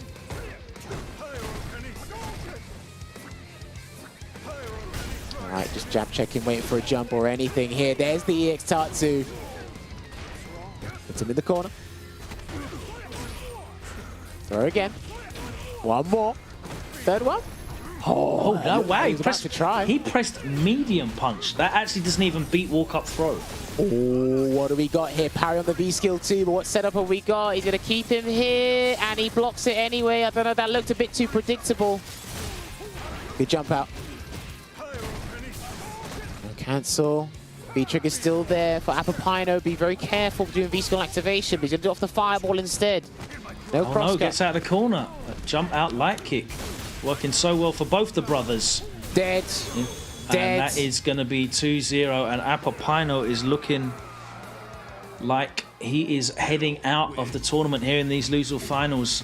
A complete turnaround, though, from the first set these two played. 3-1 it was the score to Apopaino. But this time round, Sautongo is giving him the work. Yeah. It's giving him the work. I have to say, I'm impressed by his defense because Apopaino is going in. And he is maintaining his pressure, he's burning the bar, he's dashing him, and not only is he not able to get the hit, he's also not really able to get that much off of throw situations as well. He's happy to take the throw, we saw it in the corner, and then he's interrupting really, really well, I have to say. Really solid defense here from Sautongo. And again, like even he's had the opportunity to parry. He's used his V-trigger too. Obviously, again, Apopaino is still consistently blocking him for the most part. I think only one setup got him. But I don't know if he's got any other like setups or consistent combos that can switch things up a bit. But all right, again, just peppering away with the fireballs and trying to mix the pro kick there. That was a medium Tatsu. I have no idea why that was there. The most serious of punishes as well, the crouch fierce. Nice spot and interrupt on the cross-up. Backs off again. He's trying to get that space so he can actually comfortably throw out a projectile and also see how Apopaino will get a clearer picture on how Apopaino may want to approach. And that was unfortunate there. Yeah, no block stun from the cryokinesis ball. And now he's in, and this is where the matchup starts. He just takes the +2. Wow. Okay. Jump for in response to his jump there. A bit late, but gets he's dead. bait. Super dead, super dead. He's been pretty good with those today, the neutral jump hard punches, and it's been predominantly against tall characters. I just pointed out as well, literally before this game started, before this round, how impressive it was that Sautongo was able to survive all of that pressure and not take that much damage. Well, didn't happen that time. Yeah, things can change at the drop of a hat in fighting games. regardless if you do the commentator's curse or not. I definitely would like to see more representation of heavy DP in these predictable fireball cancels from Sautongo, though. Good answer. Like, there's no threat of V-Trigger 2, which means he's not in a position to like stand at Footsie's range and force Sautongo to not throw any more fireballs. But right now, he's still using that like bully tactics to get in, and he is finally converting it into actual damage. Yeah, for sure. I mean, he's definitely adopted the strategy, and it's still there for even the times I've played him and seen him play Apopaino. He still adopts that, you know, kind of just bulldozes his way in by any means possible. And then once he's in, more comfortable, more solid with the conversions, tries to implement that mix-up strike and throw game there. But it hasn't really been playing off too well. But in that game, it kind of got brought more to life a little bit. And we've gone back to the character select screen once again. So I think like this is a strategy. This must be Sautongo's staple tournament strategy. It's like 2 games with 1 character, and then if I go 2-0 up and the guy wins or whatever, I'll feel to need to make the change just to kind of spice things up here and there. Because despite even knowing his roster, the philosophy and how he wants to implement the V system loadout or whatever could change on the fly. But again, I don't think he's going to be swapping his V trigger. It looks like he might be making the complete switch to Urien. And probably going to ride out the remaining of this set here. Well, who knows? We've been thrown off the scent a couple of times by these returns. Maybe he's just doing it to just put absolutely zero pun intended, but to put Apopaino on ice to cool him down a little bit from the the momentum that he's got from those 2 very dominant rounds. That was a really, I didn't even mean that to be a pun, but it sounded like a James Chen joke, and I do apologise. But yeah, like icing people, is a legit thing. When you feel like the momentum's turned around and they're flowing in their game, and really Apopaino looked like he was flowing there. Going back to character select and just making them have to kind of chill out for a bit and lose that momentum in their mind, at least psychologically. It's legit, it's a form of gamesmanship, and you definitely see it in tournaments happening at the highest level. So interested to see what we're going to see when we get back into the lobby and we find out what these characters are looking like, because I don't necessarily feel like there's a need for Sautongo to switch from Urien based on the performance in the first 2 games, but certainly Urien not only is his strongest character, but it throws off the flow of play that Apopaino's Ken had, getting used to the gill for those 3 games. It's not like he's going to bring in it's not like he's going to bring in a Urien that needs warming up. The Urien's his main. He's going to go straight to work with this Urien, whereas Apopaino's going to maybe have to adjust his flow after having to play the gill for the last 3 games. So be interesting to see how this one goes. He's going to want to close this out, obviously, being 2-1 up, but we'll see if Apopaino can level it up here. We've got V-Skill 1 and V-Trigger 1 here. Interesting, because he's kind of mixed and matched the whole way through. But let's see how this one works out for him this time round. Apopaino taking the aggressive approach once again, but puts himself in the corner by taking that back throw from Sautongo. Nice. He's been really consistent with the confirms on the target combos, I have to say. Yeah. Give him his credit. That's what V-Skill does. V-Skill 2 does, man. It kind of accentuates how powerful those target combos can actually be for Ken in terms of conversions, right? Yep. That hits super low. Obviously, threat of Aegis is there now, so also you can't throw out a lot of things. Oh, nice! That is it. He could have actually got the kill without spending the bar there. He could have done light DP, heavy DP, and that would have been more than enough. Oh, it's just playing it safe, because obviously this is a tournament situation, so sometimes you're not going to be going for your optimal conversion. You're just like, you know what, the bar's there, spend it, 100% guaranteed, right? 100%, I agree. It's his tournament life right now. Oh, he's out the corner. Out with the armor. The hard reads on the light DP. Damn, he tried to punish that Metallic Saphir, but it was too far away.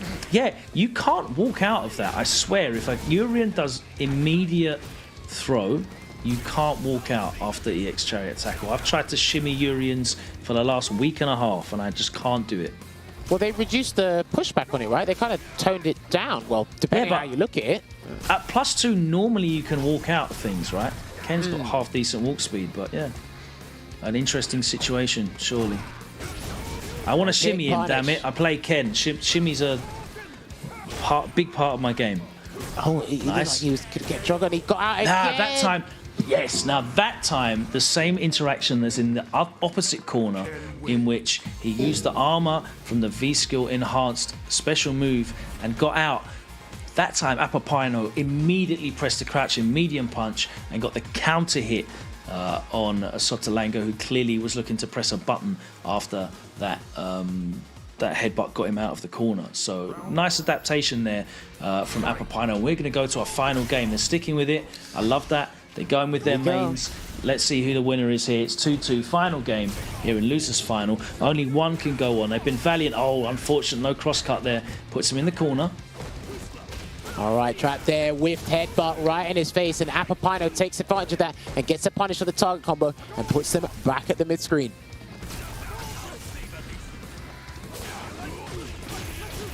All right, low forward, gets the medium, Tatsu to connect, crosses up. That was mighty ambiguous. I didn't even know what side that was on. But this time he stays in front.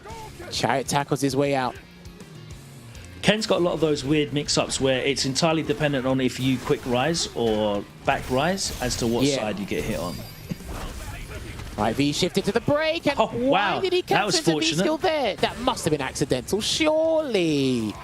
Oh, It dear. worked out for Apopaino though, as he went for the V-shift break. It whiffed entirely and just left him standing in front of Sautongo, who was hands in the air, throwing out that V-skill one. All right, there we go. Applies that pressure, and the heavy Shoryuken came out. I really think he tried to catch a button press or something, but it didn't work, and he waited for that throw bait. It's back and out again.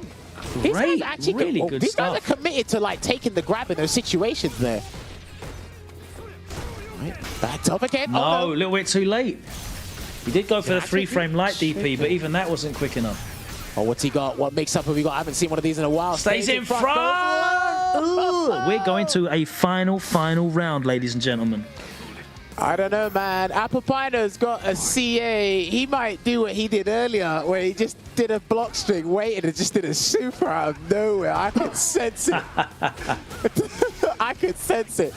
What, for his tournament life? EX. Listen, he probably don't care.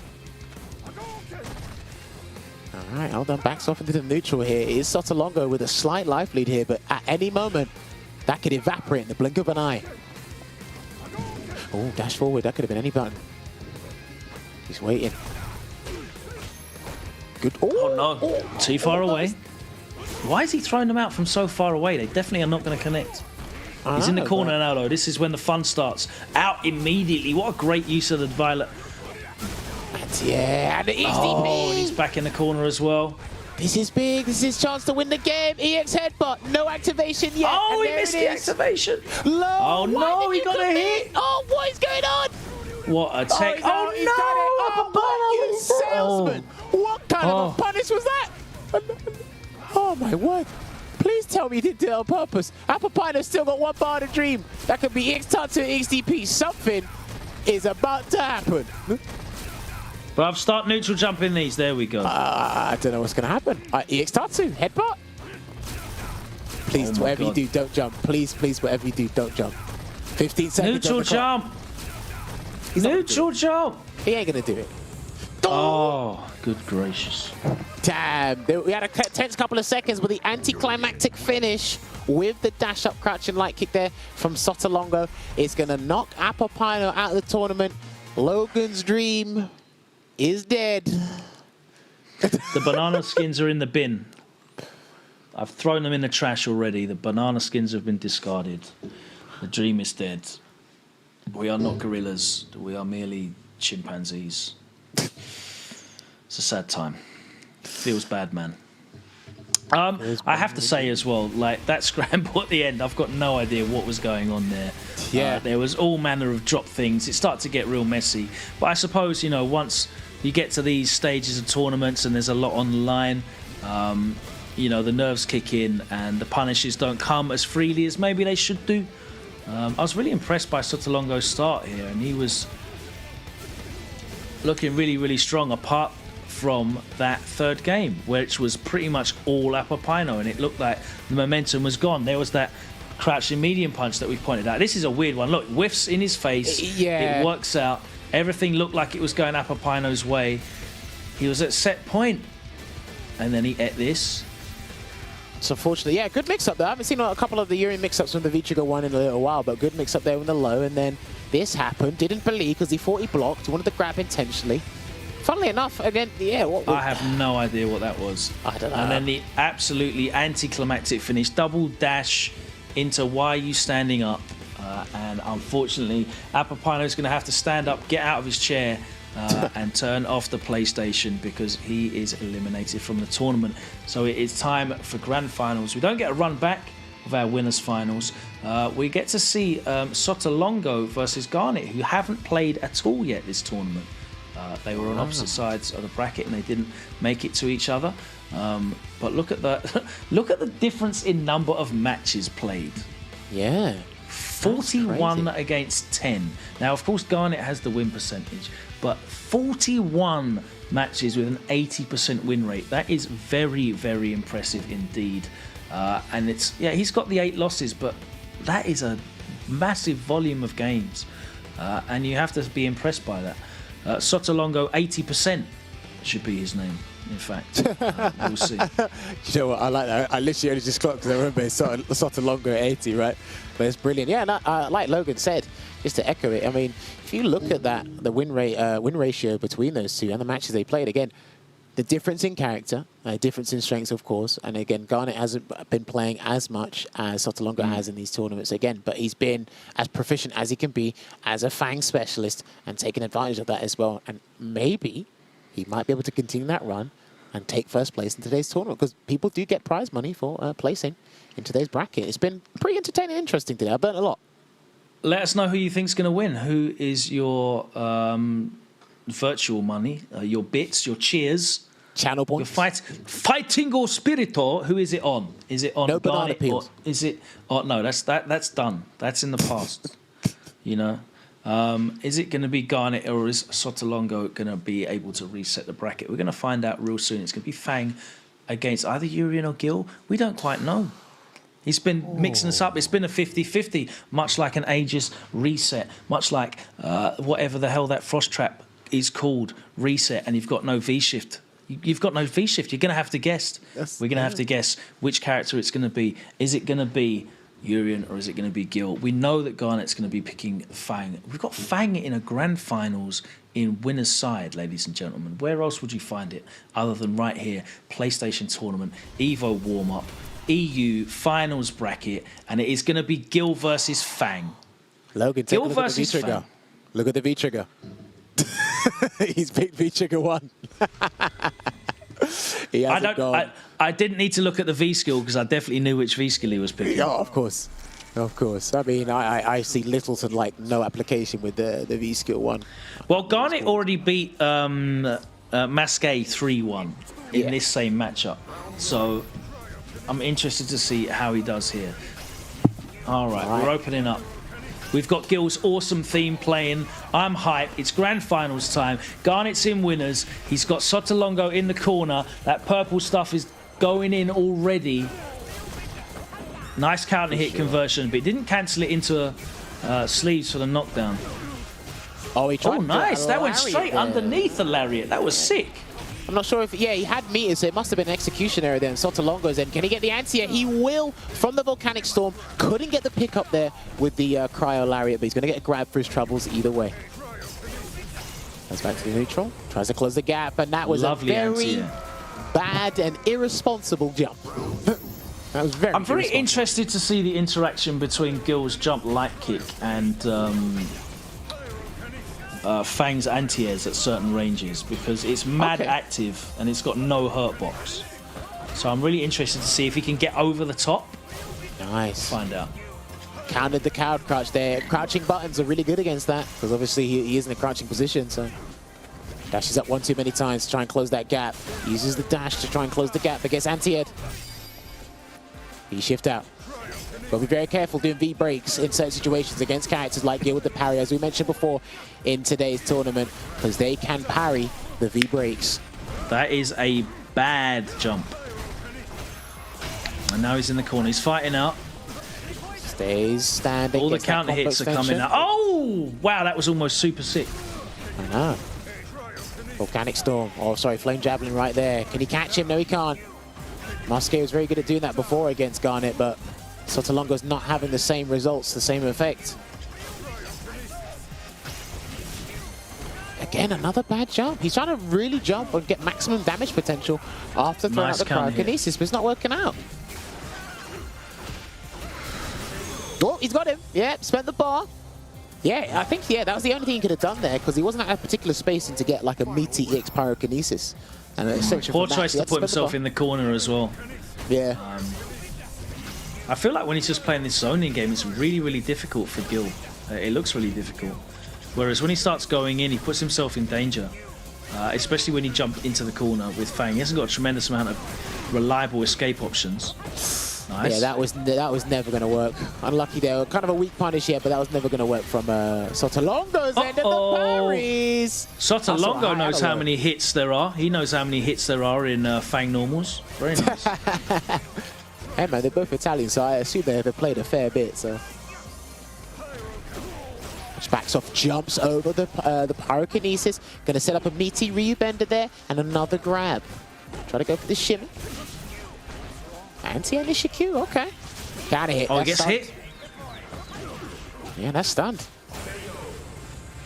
Okay, interesting stuff. Every time he's stunned today, he's actually set up the V-skill one. He's gone for the coward crouch starting combo. I've never actually seen him jump. I guess he kind of wants to restart the poison time. Restart the poison, yeah. I'd imagine it does greater net damage than a jumping combo would do. Yeah, okay. Think about that. Makes sense. He's done that a fair bit, so that's the only thing I can assume. Again, if we do have Fang players in the chat watching, you can at myself, at HGJammers, or at Logan, at WSO Logan, and give us the intel, because apparently everyone needs to brush up on their Fang knowledge. So slowly learning more bit by bit. For the people that are asking, both of these players are from Italy, both Italians. Yeah. Ooh, that was clean. It looks so again. hard when he parries them. It looks really sick when he parries both the hits. Oh, well, unfortunately, didn't block the Nisha Q, but he did block the follow-up afterwards. Guess there was not enough hit stun, or he'd done it too late there, Garnet, but still in a good position here. Oh, throw. He got a counter hit, but it just went for the throw anyway. Yeah, gonna activate. No V reversal, he went to the V shift instead.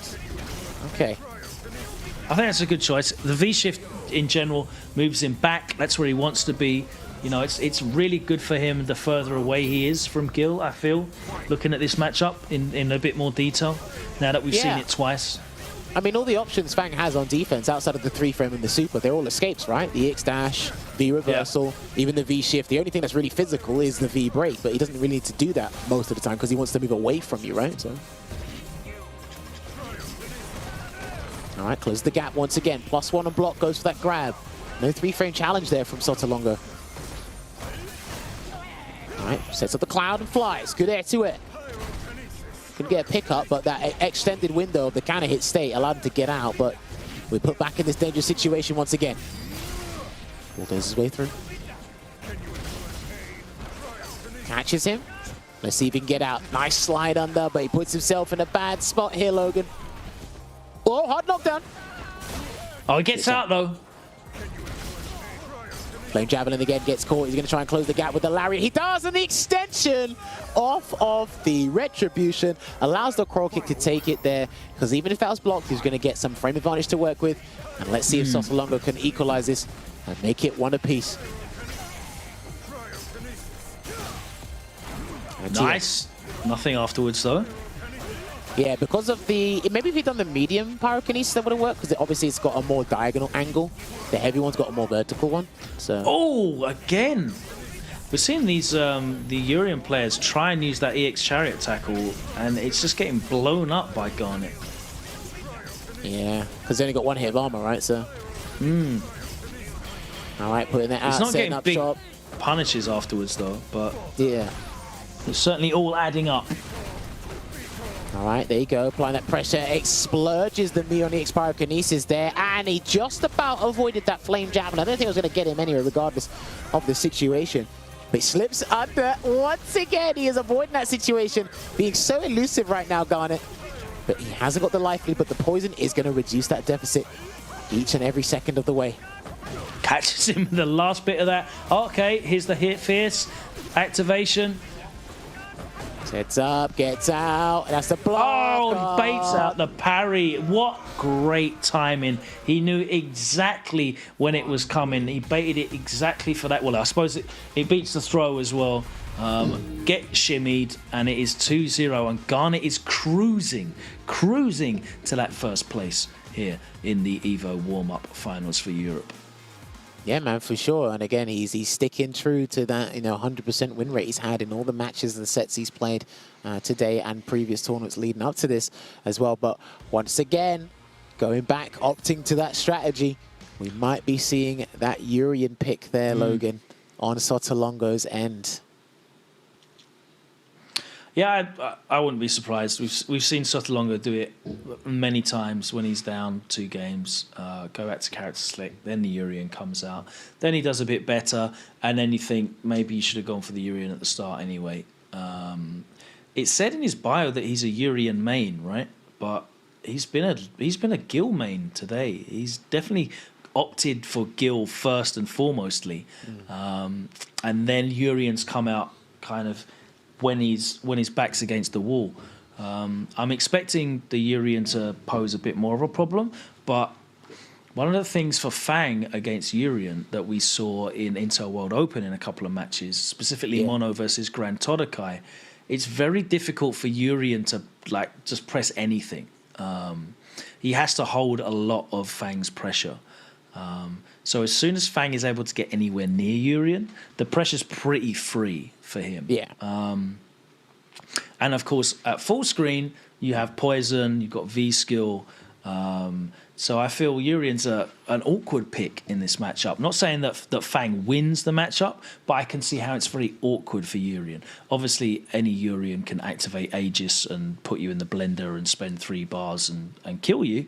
But are you going to be able to get into that situation before Fang does it first? That's the big question. Yeah, for sure. We also saw it in the Western Europe Intel World Open close qualifiers with Vega Patch and Fassa as well. And I was asking MQS a couple of questions because I know Cowed Crouch avoids headbutts. When you block standing hard kick, it's +1. Because Urian doesn't have the 3 frame, he has to respect the pressure. And if he tries to go for a headbutt, you'll be able to block in time because the light recovers faster than the startup. So there's a couple of annoying situations and ones you really have to respect, begrudgingly, I should say. But I agree. It looks like he has gone with the Urian, so he's going to ride this one out here. Let's see how this one goes. Well, we'll see. Yeah, we're going to see what solutions Sautongo can bring to the problems that he's going to face here. Nice jump back, air to air. Yeah, he's on that twice now, and he's got a healthy life lead so far. It's very interesting to see that he's using V-Trigger 2 as well, by the way. I wonder what that would be for, I suppose. I guess so he can kind of play more neutral based and not have to worry about getting up close to use the Aegis, whereas he can activate from full screen and have the option of that V-Trigger 2 tackle. Yeah, probably. That's a good theory. A very good theory there. I'm only postulating though. I'm not knowing for sure. Again, he gets opened up with that walk back into the roundhouse. Oh man, that was nasty. What? I don't flipping heck, mate. I actually did not know which side he's going to be on there. He could have flown, he could have stayed in front. That was the thing in Season 1, wasn't it? If the Fang lands that side switch mix-up, they generally win the round. That was the Season 1. That was crazy. We're looking at match point here for Garnet, Logan. Yeah, it's a bad situation for Urian because even if he doesn't bite on that shimmy and he blocks, he's at minus, I think he's -1, so he still has to hold that, right? Gets the conversion from full screen, but not too much big of a damage there. Gets a V-shift once again and sets up another Ryu bender. Slowly but surely, he's poisoning his opponent. No antidote's been found. All right, Indignant Thunder charged up once again. He's got to be careful. Oh, nice. Good damage. But he's out of there. Oh, where's the activation? Well, that was...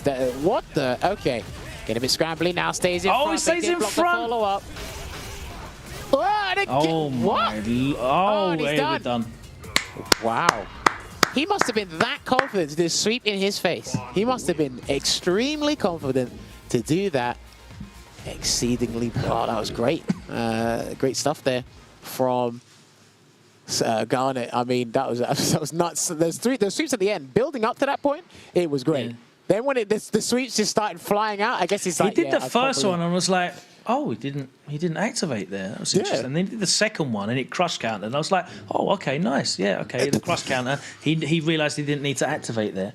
And then the third one came out. I was like, okay, it's just sweep day. We're all playing Vega now. But yeah, the corner pressure was crazy. And really, Sautongo, it's a shame because both his characters don't really have a lot of answers to Fang's pressure. Yeah. And normally they're used to doing quite well in neutral. I liked the use of the V-Skill 2 for the Indignant Thunder power-up on the Metallic Sphere, but in the end, it was still really comfortable for Garnet at all ranges. And I think that's just a testament to being a good player. He was very impressive today. I have to say he is definitely the most composed and complete player that we've seen in this bracket today, and a deserving victor. Yeah, for sure. We've had like some great plays, learned some new stuff, as I said before, to reiterate, and it was great to have a spotlight shown on more of these players that we might be unfamiliar with in the European region. But again, they came out with some tech. They had some good answers. We saw a nice bit of character variety as well at some point.